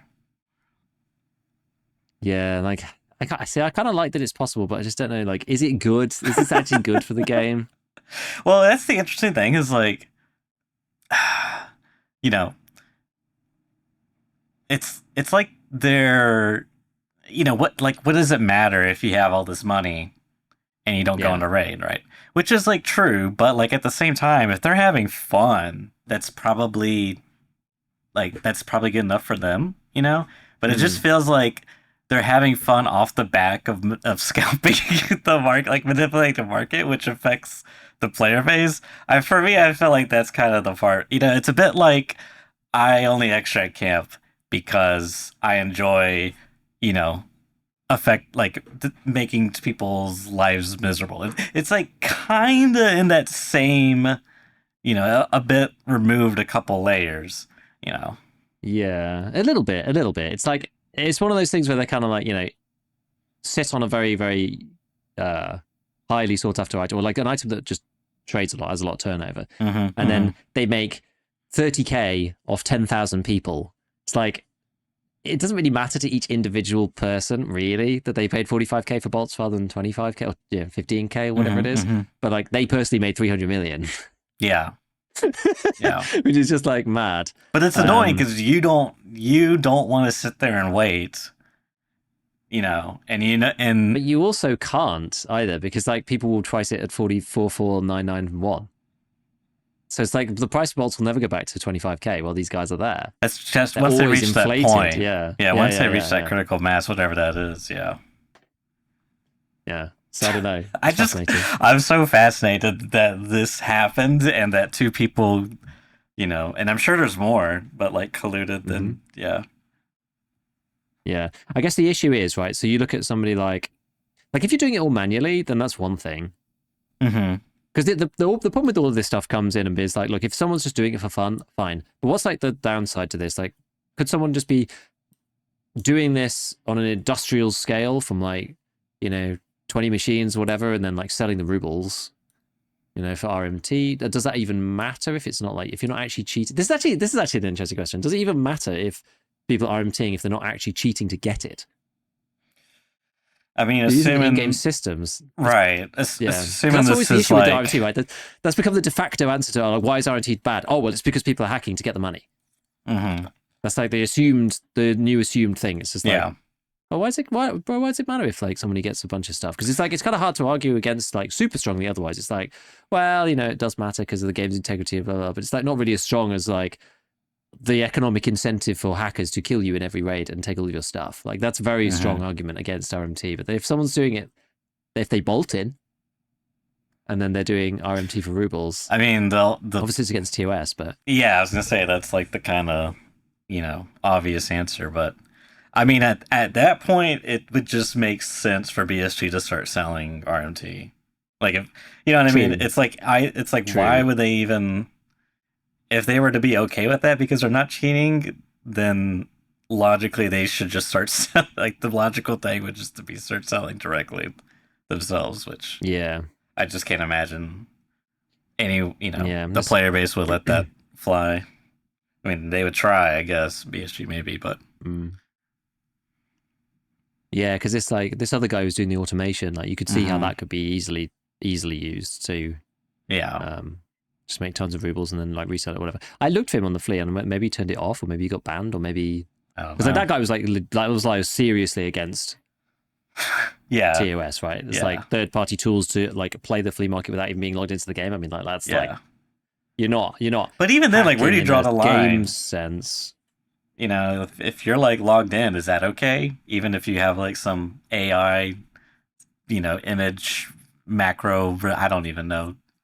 Well, in theory, no, right? But it's just then it's about enforcement. It's like, oh, can you detect such a thing if someone's using auto hotkey with an image recognition thingy on it? Right? It's like, can you even detect that? But yeah, I don't know. The easiest way to avoid all of this is just to make sure that you go through one raid once first. You don't even need the complicated system that Veritas, wanted, or you don't even have to have the slightly much more slimmed down version that I wanted, which is robust and is anti-flipping. You literally just do everything's flagged on purchase. It has to go through raid one time before it can be resold. Yeah, I think that's how Delta Force did it as well. Yeah, which and it's API. just that bare, layer, that hoop that they got to jump through. That's just, too big of a hoop. Or whatever. It's just one little speed bump that requires you to go into raid and actually do the stuff. Obviously, you're not going to be bringing 3,000 bolts into raid with you either. So it stops all of that stuff. But Giga, this will make more cheaters. They will incentivize them to cheat more. Yeah. Yeah. Okay. As if they weren't cheating enough already. The thing that I don't like about that is that is an okay-ish solution, but it incentivizes people to do weird stuff, which I don't like. There's not necessarily problematic stuff, but weird stuff. Like, any spare slots. Like for example, putting maybe you'd have to actually extract to get the flag off or something. Just dying wouldn't be... Oh, you're saying you buy, you put a container and die. Yeah. Yeah. Or even if you weren't intending to die or whatever, you just you don't have anything in your secure container except stacks of 5.6A1. Right. And then everything else is in your rig, and then you die and you sell all that stuff. Or even if you're not doing that, right? You go into raid with a gun, and then you come out of raid, and then you take off the SE5, sell that. You take off the suppressor, you sell that. You buy another one from the trader, you put it back on the gun. Like you're incentivized to cycle out all your attachments if you're high level attachments every single time you go to raid, because those things wouldn't be purchasable or flippable on the Flea, so the price would be quite high. But you can't sell them directly from the trader until you've gone to raid first. So you're incentivized to basically dismantle and rebuild your gun. Why can't you sell them directly to the trader? Why not just have that? Because what do you mean? What's wrong with selling directly to the trader if you buy off the Flea and then sell it to the trader? Oh, you can sell it directly to the trader. No, I mean put it back on the Flea. What I meant was that you take a gun in and you put an SE5 on it. You bought it from the trader. You're not allowed to sell that on the Flea at the moment. So you go and play a normal raid, and then you leave the raid, and then you take the SE5 off. You can sell. It on the Flea. You buy another one from the trader and put it back on your gun. It makes people do weird stuff like that. Yeah. Well, I mean, incentivizes. I say makes, but it incentivizes people to do weird stuff like that. Because it would be very profitable, because if people can't flip directly from the traders, that price between the Flea price and the trader price could be quite wide. Much wider than it is right now. Like right now, the prices are so compressed. But in the same vein, if someone kills you, they're also incentivized to sell it, assuming that... That's different, though, because they killed you and took your stuff, right? Whereas this is I just load in and then wander through the raid and then leave, and then you still have to survive the raid. It's not just like You do. there's a You do. cost there. You gotta like. It's I just kind feel of like weird. it's yeah. I mean, I agree that that would be like the optimal thing to do. I mean, in fact, I probably did that playing Delta Force and just wasn't realizing of it. Yeah, But maybe. yeah, I mean, I guess where it kind of makes a bit more dicier is like Delta Force. The trader progression was a lot lower. It seemed like. Hmm. But anyways, that's neither here nor there. It doesn't matter that much ultimately. It's not the biggest problem in the entire world if you like are reselling your stuff, but yeah, Yeah, I don't know. I I don't definitely know. see. It's like it's like what you do with that. You don't. What is it you do? You like don't insure certain parts of your gun in case it gets like taken because they're probably going to strip the attachments or whatever. Trying to think of another, weird. A weird thing that I can think of in the hideout was when flea market rep mattered more because you only started with 2 slots.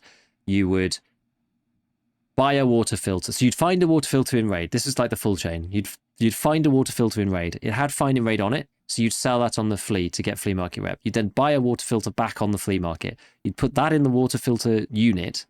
You'd wait for the canister to appear. You'd sell the canister of water on the flea market and buy another one non-finding raid off the flea market to get more flea rep. You'd then put the canister of water in with 2 sugars that you bought on the flea. Any sugars that you find in raid, you sell on the flea. And then you make a moonshine. You sell the moonshine on the flea market. You buy another moonshine to then put in the scav case. And anything that comes out of the scav case, you then sell on the flea market as well and buy it back if you can. Obviously, if you can't buy it back, then you keep it. But that's Yeah. like the only exception to maximize your flea rep, because before you only started with 2 and you needed to get as Mm-hmm. much flea rep as you could because like it was really, really, really sparse at one point. It was like very painful to play. So you were incentivized to like, yeah, like having the fighting raid flag like made a big difference back then. Yeah. So some people would do that to get more flea rep if you could be Yeah. bothered. But like a If you lot could of be this is just like, bothered. can you be bothered? Yeah, Yeah. for sure. That's Which a kind lot of of how I people won't be feel bothered to with. resell their stuff either. Some people will, but some people won't. It's like, Yeah. Can I be bothered to bring in the very expensive item that I want to flip to make, a decent margin, but I'm risking, feeding it away to someone else? I just think that's kind of a, now in the other case, can I be bothered to, sell the suppressor once I extract because I can always get the suppressor from the trader anytime I want? That's a little bit less of a bother. hmm. So like that, I think that's a fair scenario. But in some ways, maybe it's not. I don't know. It's okay. Whatever. I'm not too fussed by it because you ultimately would be lowering the supply of trader flipping. It's not like everyone Yeah. can survive. Whereas now there's like it's literally just a check if you have the requirements. There is no like skill check, so to speak. The Mm. skill check is the I, prerequisite of doing all the work. yeah. This is the thing. This is why I'm torn on it, because I'm just like, do we want that or not? Do we like? Does it matter enough? Do we care? I don't know. I don't really know. I don't know. All right. Moving on. What should we since we talked a lot about money, I thought. There is, there is. Well, it depends what you want to do. There's a slight shake up to the schedule because they've dropped a roadmap Oh, yeah, let's do the while we were roadmap. live. Yeah, perfect timing, BSG. Thank you for, seeing that we were recording the podcast. We're like, oh, we gotta drop this. Much appreciated. Yeah. That So there's a preliminary updates plan for Escape from Tarkov and EFT Arena until the end of 2024. Fantastic. So let's get that booted up and then we can go through it. is this the So, roadmap? yes, this is it. So, Arena, there's actually no times on any of this that I can see, but it's just sort of implied. Patch 2.2, Arena, new location, which we've heard a lot about previously and think is probably this like Seafort thing. New game mode. Dude, if they bring in gun game, I'm actually That'd going be to get pretty new pair of cool. pants. It'd be so good. Yeah. Technical improvements, gameplay adjustments, quality of life improvements, new HE grenade. Ooh. Intriguing. 2.3, synchronization of EFT patch 15 and DFT Arena. What? So I guess that's still the things like Bipods. some of the stuff's still not in. Yeah, Scope. bipods like scope, variable zoom, wall leaning, leaning on a wall, mantling on stuff, and then maybe the gun changes as well. That kind of stuff still to come. That just reminded me of something that I have to get off. I saw a clip from Hyper who was doing the flashlight toggle thing where you put it on your scroll wheel. But it looked just like, oh my god, like this was inevitable in my head. But apparently, it is only client side that it looks like it's a strobe light, whereas server side, meaning when you're matching against someone and you are on the receiving end of the strobe light, it is definitely not updating every millisecond. So it's as if the light's like barely cutting on and cutting off, and then it's like a little bit of a gap period. So just wanted to not that bad. Since we talked about it some time ago and reminded me there. So yeah, okay. Then patch 15.4 for the base game, Unity 2022 update. We know this is on ETS because we talked about this last time. Naughty, not that I've loaded it up, but yeah, but that's on ETS, so they're testing that right now. That should be coming at some point. Then we have patch 15.5, stash hideout interaction while matching. Oh boy, that's pretty big. Oh boy, I can't wait to see what bugs come with that. I know. Ability to lock items in stash. Oh yeah, that's been asked for forever. That's so good. Expansions to new mechanics added in 0.15. Okay. Technical improvements, sound engine improvements, fall weather season, AI behavior adjustments, game client optimization, performance optimization, that says. Doesn't say FPS improvement, by the way. It just says game client performance optimization. Believe it when you see it. Weapon content and in-game events. Then we'll move through to patch 2.4 in Arena. Quality of life improvements, ranked calibration system, technical improvements, and the Molotov cocktail. 2.5 has the battle pass system. Whoa! Ranked season system, quality of life improvements, and another new location. And then patch 16 for Escape from Tarkov, the base game, new high-end content, quality of life improvements, technical improvements, new weapons, sound engine improvements, game client performance optimization, expansions to interactive location mechanics, and winter weather season. I like the sound of expansions to interactive location mechanics, because I've always liked, like the reserve alarm. And BTR is kind of, I never really messed with it, but that's just because there was uncertainty about how it worked, and it was just not a good experience. Yeah. Or like interchange power was always kind of fun. So I like that. It sounds to me like this patch 15.5 one is the big one. Stash, honestly, stash hideout interaction while matching is insane. Yeah, didn't they say, maybe I'm just fabricating, but didn't they say they were like, no, it's like, we can't do that or something? Am I just fabricating that? They might have said that a long time ago, but then recently in Nikita's, like, one of the pushes where he had to be like, talking about a lot of stuff and going on things with Pestily and blah, blah, blah. He was like, okay, we're looking at it and we're building it. Like, we're working on how... He basically said, I think, something along the lines of like, we figured out how to make it work or something. Oh, no, sorry, that was actually about kill cams. But he said, like, we're looking at it and building it. So, yeah, that along with, like, locking items in the stash, like... That's been asked. I know the locking items have been asked for a while. Yeah.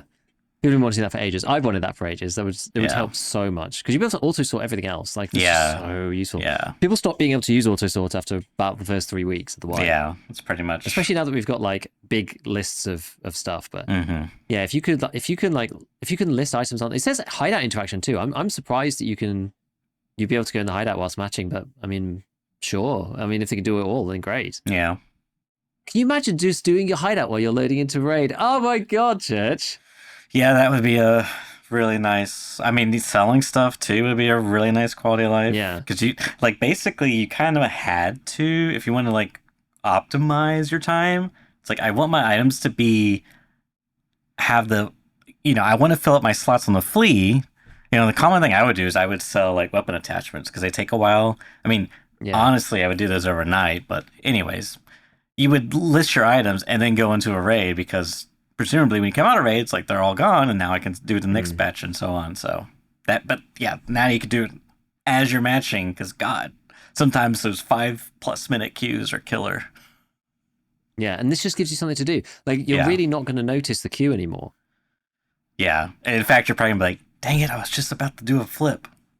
My queue popped. Yeah, like it takes longer than the queue to do all the stuff. Yeah. So, oh my goodness, honestly, this could be such a game changer. And I know people are laughing in chat, being like, when you get hyped up about stash interactions in FPS, but it's like it's not just about that. It's just about time.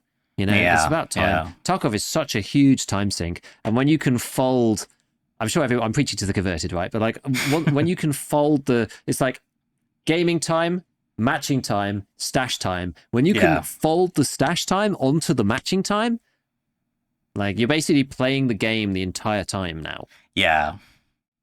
Because that's the problem with the matching, is that you're not doing anything. You can't look at anything. You can't open the handbook. Can't do anything.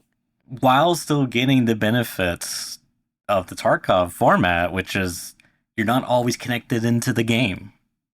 Like DayZ, it's like, oh, this is cool. I'm like always playing the game, whether I'm, building a little fire or what, killing a zombie. Whereas this is just like walking endlessly for 3 hours. Yeah, true. Imagine if when you queue up, you had to walk in Tarkov. You had to walk to customs to be able to play the map. Like, they cut all that out. This is the thing about, this is the thing why they're different games, right? They're just completely different games because, like, the walking for 3 hours is, like, partly what makes DayZ great and partly what makes me never want to play the game again. Yeah. Because it's part of the whole deal. And you need those low times to make the high times, like, even more intensive, right? Yeah. And Tarkov cuts that out, but has, like, the stash stuff instead. So it's just different flavors of, like, different of what you like. But yeah, it's just funny. This is gonna be nuts. Tarkov's low times is when you spend 15 minutes doing all your hideout chores and kitting up your character, building the perfect kit. Then you load into raid, and you gotta, some persons get their hard drive booting up, so it's a 10-minute awaiting player session start, and then you're finally in the raid, and you're like, oh my god, this is it. And you take one step, and you die from the other PMC spawner. That's how it goes. And the intensity just spikes up. So insane. And then you load to a scav raid and think about your decisions. That is the Tarkov experience, though. Yeah. Right? That is. I remember 25 minutes of preamble, and then you step out of spawn and instantly get a headshot. Yeah. Like, that is the Tarkov experience. Like, it really is. Too often. Yeah. Boy, oh boy. God, I remember one time. I've told this story before, but I'll be quick. I loaded into factory. Right, I got my AK-74U, and I'm like, oh yeah, this is the first time I'm using like a real, rifle. I was using like Ketters a lot. I was like, I'm ready. I've been learning about the spawns. I'm gonna like spawn forklift. I know I'm gonna peek down hallway. I peek down glass hallway, hit the button to unleash, metal hell at them, and only one bullet flies out, and I die instantly. I was so mad that the gun was by default set on semi, because SMG was always on full auto. Yeah, I was infuriated because I was like so hyped for that, Yeah, it happens to everybody. It's almost worse now that because Arena has that, but the base game doesn't. And so Really? If you play like a bunch of Arena, so it's full autos by default in Arena. Well, hi. Oh my god. But in the base game, it isn't. And like, oh god. So I was trying to play that. Yeah, this game of Blast Gang the other day. And like in a Last Hero, you're painkillered by default as well. You don't have to take any meds into Last Hero anymore. You just auto painkillered when you land. Oh yeah, I think I remember seeing that. Because you're only going to be alive for like 20 seconds, realistically, right? So that's all you need is 60 seconds. No one's got time to be painkilling and stuff. It's just pure run and gun and shoot. Yeah. So I was like trying to play Blast Gang on like the new maps Sky Bridge or whatever, which has got nothing to do with the sky and very little to do with bridges. It's a train station, and I was trying to think like literally never seen it before. I'm like walking around, and people are like, "Dude, you need to use your items." I'm just like, "Oh no, I'm not painkillered up," and I was just like, "This is just like, oh, I'm just like, I'm just failing. This is just so terrible. I don't know where any of the people. I don't know where the bomb sites are. This is just awful. I don't know how to use press the bomb. We actually ended up winning somehow. I don't know how we managed to win, but it was just it was weird. But like the fact that it's like different between the different games now is like kind of weird in some ways. I wish there was just an auto full, because there was that thing at one point where I was like, why can't we get this on the base game? And we had like loads of people coming out and we were like, no, but it's my immersion. Why would an assault rifle be set to full auto by default? That's completely against how it works in the real world. And it's just like, well, let's have a little option then. Yeah. Why does it have to be so, let people choose, god damn it. Anyway. That would be an advantage, and people would metagame. That's cringe. Yeah. What else was super cool in here? What else was I looking at? Oh, Battle Pass. So I'm not really. This is going to sound very old. I'm just going to come across as very old and very boomery here.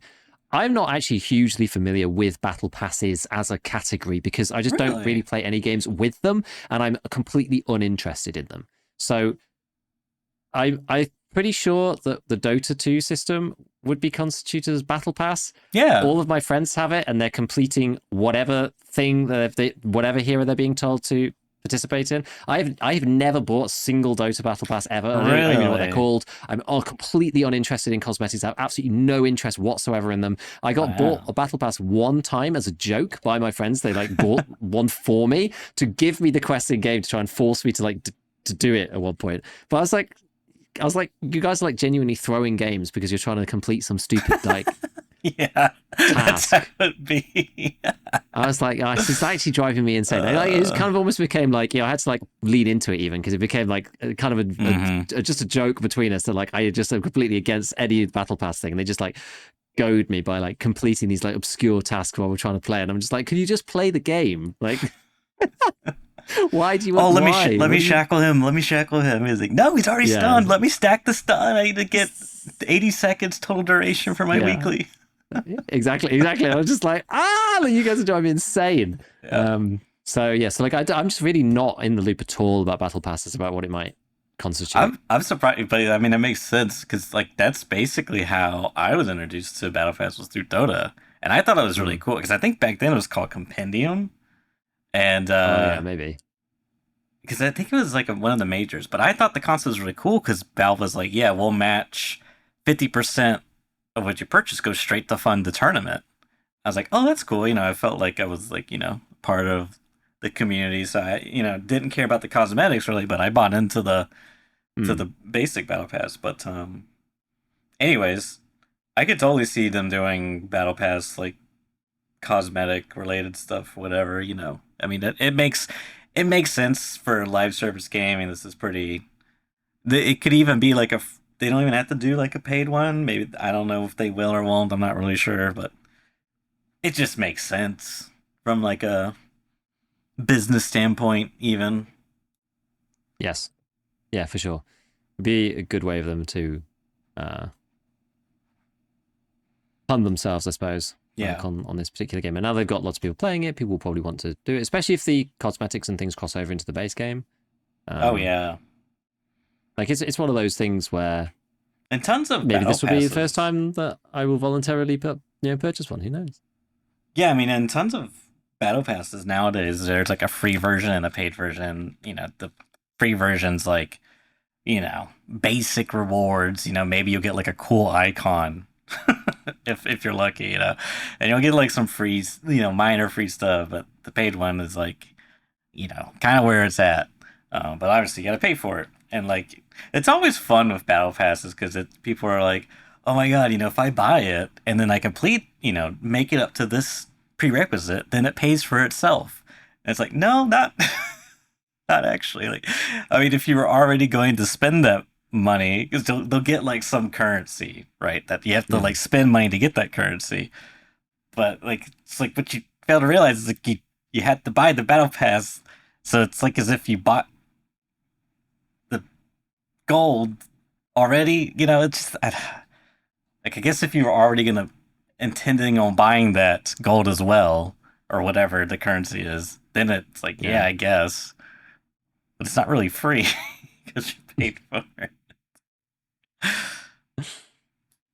Yeah. We'll see. We'll see what happens. I The mean, one I guess that other, they're also yeah, go on. I was just gonna say, the one other funny thing I want to mention was in 15.5 it says weapon content, and then in 16.00 it says new weapons. Don't know if that's like a actual, like maybe they could mean like new weapon content would be like, I don't know, new laser, new tactical devices, new I've thermals. got a guess that Okay, let's hear it. that it will include an expansion of the weapon compatibility with bipods. Mm.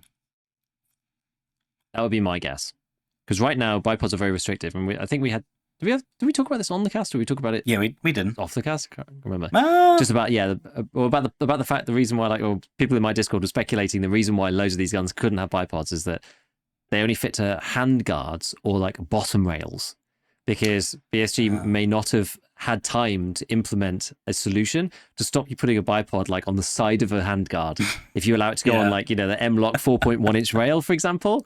So anything that goes on the sides, a bipod's not compatible with right now. Whereas a rail that only goes on the bottom of a gun, it is compatible with, or a handguard like rail specifically. So it seems to be that's why it's like so precise, because anything that's got flexible slots, you're not allowed to do it, because otherwise you could end up with like 3 bipods bristling around the outside of your weapon. You know, one on the top, It's so funny if it was like that on Wipe Day. one on the 35mm rugged attachment mount. You've got like your scope and then a bipod on top. I Oh wish my they god. should just let us do it. The handguards that have like 5 rails on it. They got like the angled one. The could you imagine? It just looks like a sci-fi satellite weapon. Yes, it'd be very, very funny. Yeah, all this sounds good. Yeah, All of this sounds good. I'm glad they're you know, doing the thing that was probably the two biggest quality of life features in my mind was, lock items. I feel like that's been as for forever, probably prior to, slash hideout interaction while matching, but none regardless. Just the fact that they're like, yeah, we're doing this thing, that's pretty big. Big, Yeah, big ask. And I'm glad that they're sticking with it, sticking to it. it's good stuff. I mean, it doesn't say Yeah, there's no dates. patch 16 is, there's no dates on this at all, and it doesn't say, the only thing that we see is it's like 50.5 fall weather season, 16.0 winter weather season. Well, I don't know whether the implication, I was just thinking, like, is the implication for that like 16.0 is not the wipe? Because if it's winter weather season, like, is it going to be in December? Maybe it is the wipe. Maybe they'll only make it winter on, like, in December or something. They could. I don't know. Well, I I'm mean, not sure. that would kind of track for me because it does say the only date that we do have is preliminary updates planned for Escape from Tarkov and EFT Arena until the end of 2024. So, I mean, yeah, there's not like hard times, but there's like a time frame, you know? Yeah. So, and obviously, you got winter season and we had a wipe in the summer. So, like, it seems to me like it would probably be a wipe in the winter. I would think so too.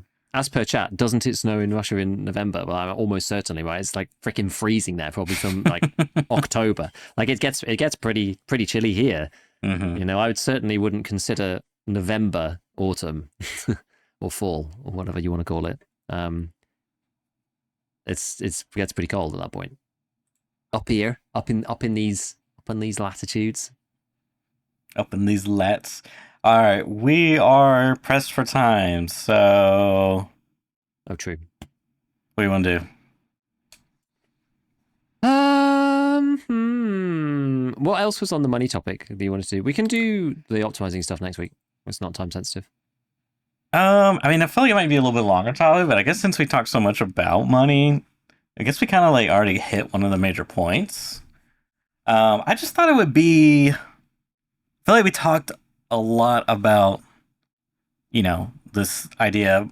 It's easy to make money in Tarkov, And I feel like we ought to discuss how you actually make money in Tarkov to sort Yeah. of support this idea. Because it's almost just like a given, which I can imagine some people being like, oh, these Tarkov YouTubers always talk about how easy it is to make money. Meanwhile, I got, especially if you're a new player starting, it can be very overwhelming. Yeah, But definitely. yeah, I mean, so I guess we don't have to spend a lot of time on the flea market side because that's pretty, Yeah, because you did so much of that already. yeah. But I guess just the most obvious but often overlooked one is survival for me because, you know, I unfortunately it does seem like a very like, oh well, of course, but it actually probably, I don't know if the flea market flipping, but I feel like it's gonna be the most cost effective, right? Or like the most profitable. Because like if you go into raid, right, and let's say I have $1 million kit, all right, I got nice and four, blah blah blah. I get into some scrappy fights. I use some Salewa, whatever. It's like I could go for the body and risk the biscuit, and get the loot. Haven't cleared the area, or I could continue fighting this guy, or I could just get out and retain my Mm. 900 800k kit. I spent 200 or 100k in this combat by using ammo and meds and stuff. And that's kind of one thing I really appreciate about Tarkov is like sometimes like the correct play is just to like cut your losses because nothing's really guaranteed. Like I'm not guaranteed any loot off this body or whatever. It's just like, yeah, it sucks to lead the raid of like a match in the cricket lighter, but I'd rather leave the raid and keep my gear so I don't have to spend that again Yeah. on my next raid. Yeah, and it's interesting because you can kind of get an idea of like what they might have based on what they looked like when you were fighting them. It's like, are they just have they got like Mm. nothing, or have they actually do they actually look juiced? Have they got a big backpack or not? You can kind of like tell beforehand whether you think they might actually have something because like just a player with average gear on is like not going to be worth hitting really because Yeah. unless you're going to use it yourself, like yeah, you can sell that stuff back on the flea now, and that does help for sure. But yeah, but just like not losing money, right? It's like you have to buy. You're probably not going to take everything that they have because some of it's Hmm. just like heavy or whatever. But you had to buy everything, or at least found somewhere else everything that is on you. So you're gonna have to replace everything if you die. So it has to be like quite an outsized, you know, chance of getting like more stuff than you have in order to survive. Like even a Yeah. 10% change in survival rate makes a massive difference to your overall profitability. It can change you from like just breaking even to like making millions of rubles because every 10 raids you're saving the money on buying one kit, Yeah. And kits which is like, quite a lot. It can be quite big.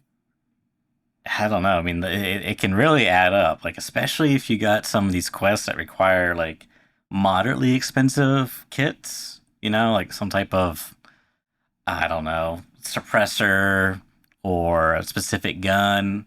It's like I could use a very just raw, no dust cover scav AK SU for my Punisher quest, or I could use a nice little trader one that's it's got a little extra price tag on it, but yeah, if you're just constantly dying over and over, like that's gonna eat up quick because you got the armor, etc., etc. So Yeah, it's a lot, and that's the yeah. thing. Yeah, even just going in for more combat, it's like you're like using up ammo, you're using up meds, you're using up armor, and then you might die as well. So even Mm-hmm. if you survive, it's like you're still running out of resources.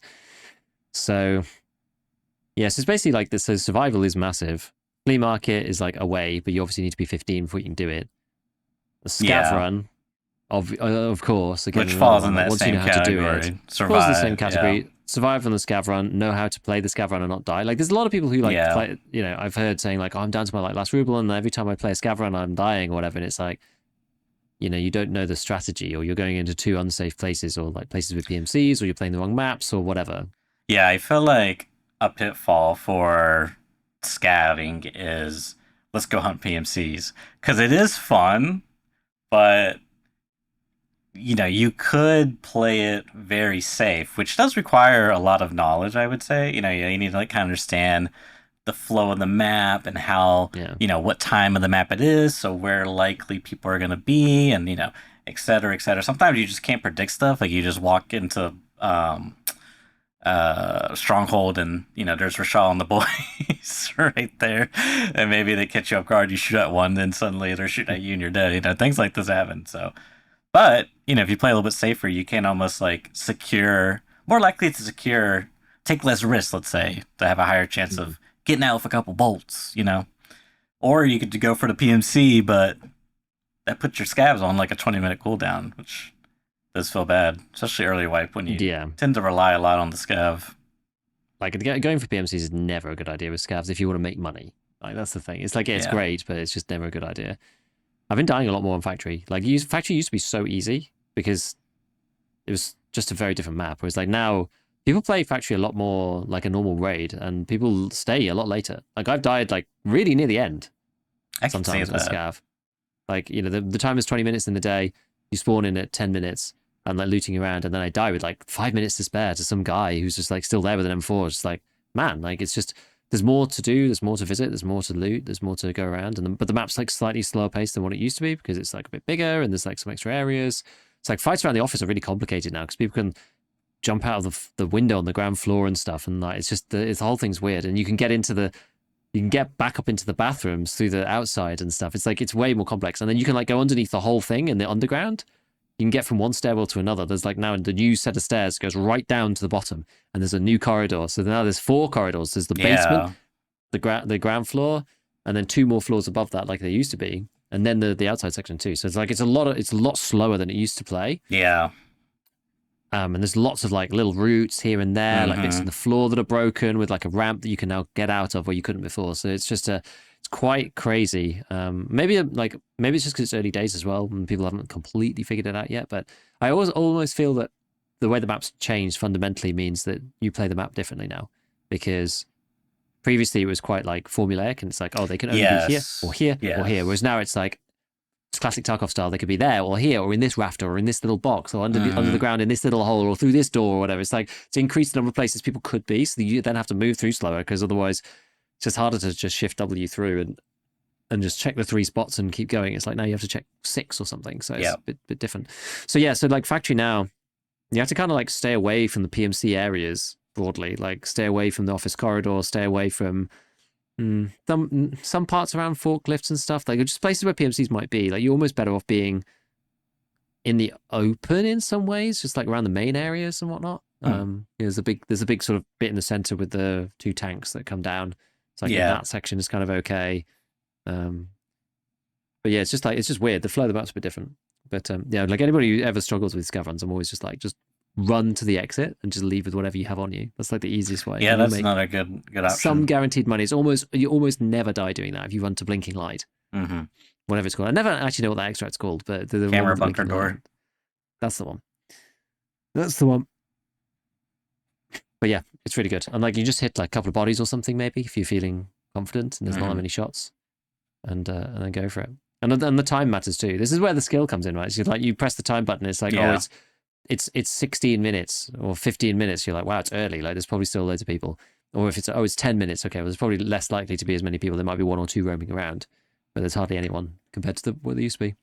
Yeah, this is a bit more relevant to if you're just starting Tarkov, but it's kind of an interesting idea where it's like, should I learn how to make money or should I learn how to play? Like, should I spend what money I have now to get better at the game? It's like there's kind of this weird relationship where, in Tarkov, especially when you're new, it's like, I need to go do this thing, but I haven't been to this area before, and it's like, I don't really want to do that because if I die, I'm going to lose money, which is bad because I've been focusing on learning how to make money and making money, and it is kind of a unfortunate reality is like, you have to pay a cost. Sometimes that cost is your kit, but you're going to learn lessons like, oh, I got to check that spot, gotta make sure my gun's on full auto. The full pre-flight checklist. Yeah, it's like, yeah. But I would And then say in general, I was just gonna quickly say that mm-mm. I would probably point people towards learning how to make money, because then you can start, once you get comfortable with that, then the burden of learning the rest of the aspects of Tarkov becomes a lot less strenuous, I think. Yes, exactly. And this is what I say. Lots of people come in asking about gear fear. They always ask me about gear fear. People Yeah, always ask me about that. 100%. And I've always said, like, there's a couple of different techniques. There's the buy 4 of the same kit, Mm-hmm. and then every time, like, you don't have to spend anything to get back in. You just throw it on and run it, and then throw it on and run it, and throw it on and run it. And that's kind of like, you've got extra kits to, to go. Obviously, that the prerequisite for this is being able to make sure that you have a way to make money. So learning how to make money first is like the important thing. Like whether it's like running through a factory or playing whichever map you're most comfortable with, and like avoiding people, just playing a safe route and that kind of stuff. But then the way that I did it was just like upgrade like one piece of your kit at a time. So don't just suddenly go, right, I'm going to reach 1,000,000 rubles, and then I'm going to play my Chad kit, and then you die once, you're like, oh, I'm really sad. I'm going to go back to playing like poverty tier Mosin again for the rest of all eternity. Just like upgrade like one thing about your kit. Like if you're profitable, upgrade like one thing, like the most sort of impactful min-max thing about your kit. Upgrade that one thing. Go from class 3 to class 4 armor, or class 4 armor to class 5 armor, or like stack half a mag with a better ammo than you're using already, or like wear a slightly better helmet, class 3 to class 4, or something along those lines, or even a bigger backpack maybe, and then do that. And then if you're still making money, then upgrade something else. And then if you're still making money, upgrade something else, and you slowly bootstrap your way into like using better stuff. And like most of the time, you carry on just making money anyway, and you end up just like accidentally using good kits eventually, because you're just like, well, I'm still making money regardless. It's one of those weird things about Tarkov. Like, even if you're not profitable in raid, because of the hideout and scav and all this other stuff, often you can actually just like, you can like run kits that are not necessarily cost effective anyway, because you've got other sources of income outside of just the raid. Like your raids can break you even or be slight loser, as long as you're like, turning cords into wires in the hideout or whatever. They're like, cords are 20k and wires sell for 12 each or something, and you get 8, so it's like 90k from wires maybe, and then you bought them for 40, so you get like, there's 50k. Okay, well, you're able to buy your armor with that or something else. And so it's, there's like all of those like extra income bits. What I was going to say before was like obviously about arena as well, being like a new money maker, which is a lot of people's, like people who have arena, is that a lot of people's like preferred alternative over scabbing. And as a lot of people have said, like, oh, well, Scab makes you a lot more money if you know what you're doing. But the thing about Arena is it's basically guaranteed. If you play Last Hero, you're guaranteed to make some money. It just the game just throws money at you playing Last Hero. And you're always going to get money. It's not like when you're playing one of the other game modes. If you lose, apparently you get no rubles at all. I didn't realize this. You still get XP, but I don't think you get any rubles at all, people were saying. Huh. And if you shoot your teammates, you lose money and stuff. So it's, I guess, yeah. But like in Last Hero, you always make money. So it's like very, very consistent and guaranteed. And it depends on whether you want to be in raid as scav to probably make more rubles if you know what you're doing, farming all the good items and then spending your time doing that to maybe make more cash, or be honing your PMC aim skills and be making a consistent amount of money. That's the thing for me. It like doubles up both things together. Like I don't need to spend any more of my IRL time doing loot hunting with scav. Like I don't need to do any more of that. I'm very much over that. So I would rather spend my time, even if it's less profitable, I'd rather spend my time in arena getting those gun skills at the same time. And so I think that a lot of people have replaced scav with playing like Last Hero for that purpose partly. And then you can transfer, a mil or a mil and a half across. And it's like, it's more fun. It depends on which aspects of the game you like the most. So I think that's, certainly another element to the money making. For some people, and some people have standard and have bought arena. I think they're in the minority, but like most people at EOD, you've ended up with arena. But you can still get arena separately. And as we were talking about last week, it's pretty powerful. It's like one of the easiest things you can upgrade if you're on standard. Like better than that than getting really anything else. Arena is probably the next best like thing in terms of bang for buck, quite literally, that you can do with Grumpy's Key and all the other stuff. And it's making you a better Tarkov player at the same time. So yeah. Yeah, you mentioned the hideout earlier, flipping or selling power cords and making wires, or buying wires and making power cords or whatever. I know I messed that up 5 different ways, but you know what I'm saying. That's another source of money. It's kind of like playing the market, I guess. If assuming you do things right. But that's kind of the interesting thing about the hideout is it is an investment as long as you use it to its fullest or frequently use it. I guess is another way. Maximize the value that it provides because there's also you can do it for questing, which can be helpful. I mean, that can Yeah. also make you money. Not, I guess there's a bit of an asterisk there. It's like can make you money. There's been some quests where I have thrown my body at its setup is actually probably the biggest money sink in Tarkov. God, that quest can be awful sometimes. But yeah, questing you can make money. You also get upgrades and hideout, of course. Bitcoin farm is the big one there. Working your way up to that can definitely provide you a lot of value in terms of passive income. And I mean, is that pretty much it? I think that's it. I guess I you think could that's it, isn't RMT to make money. Oh, that's for life money. My bad. I got the wrong one. it? You could just go Bolton. You just go bolt. Yeah, it's surviving, Gav, hideout, Flea, arena, really. Yeah. But yeah, as people are saying, money's the easiest wipe to make money ever, I think, this one. And it does have knock-on consequences, the fact that things are probably the most expensive they have ever been on the Flea. So if you're new, it almost might make it harder in some ways. At least more intimidating, I feel like. Possibly. Because, man, I mean, 1 through 15 is a struggle because you are so cut off from all these avenues, and it can be very intimidating, And then you get to the Flea, it's like, whoa, this one item is worth this much. And I need a measuring tape. It's like 20K or whatever. It's like, what? That might seem pretty normal, and then bolts are 40K. It's like, what? I mean, it's so easy going through the hideout. I can understand why people hate on the hideout and be like, it's a scam.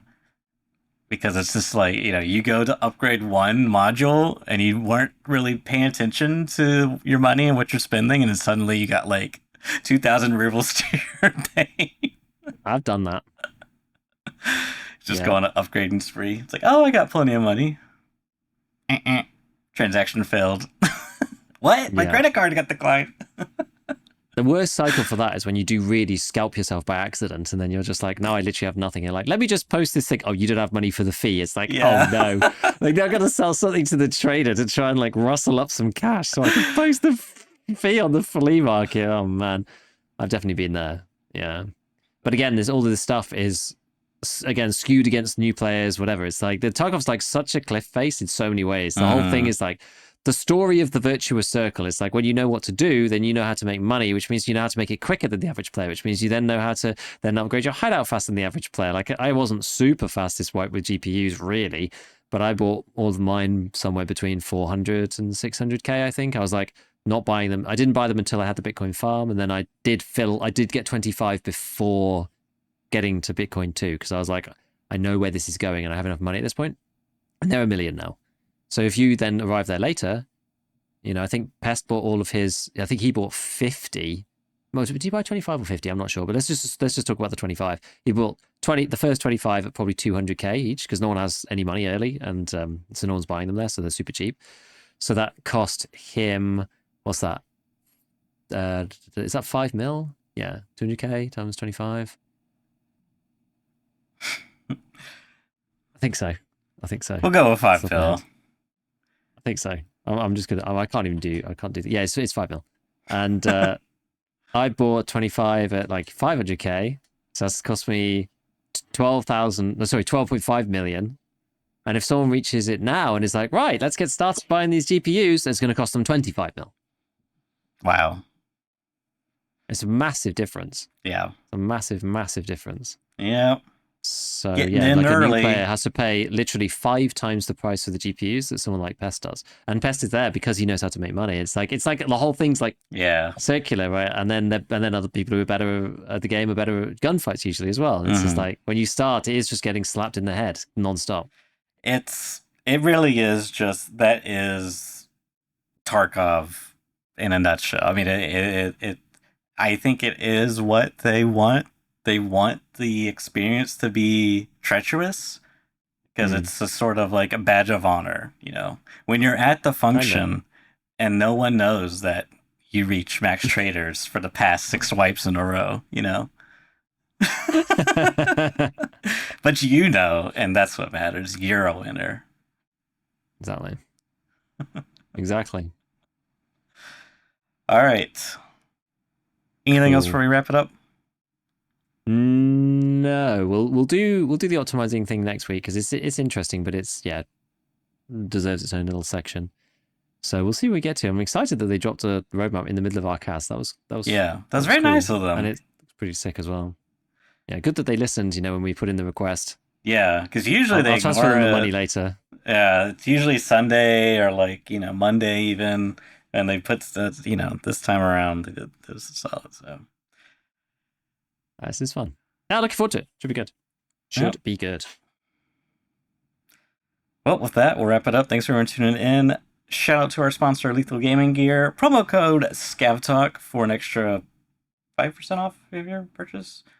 Check them out for all your gaming needs. Yeah, I wasn't too sure about that one. Thank you for backing me up on Giga, and we will see you all next week. Bye-bye.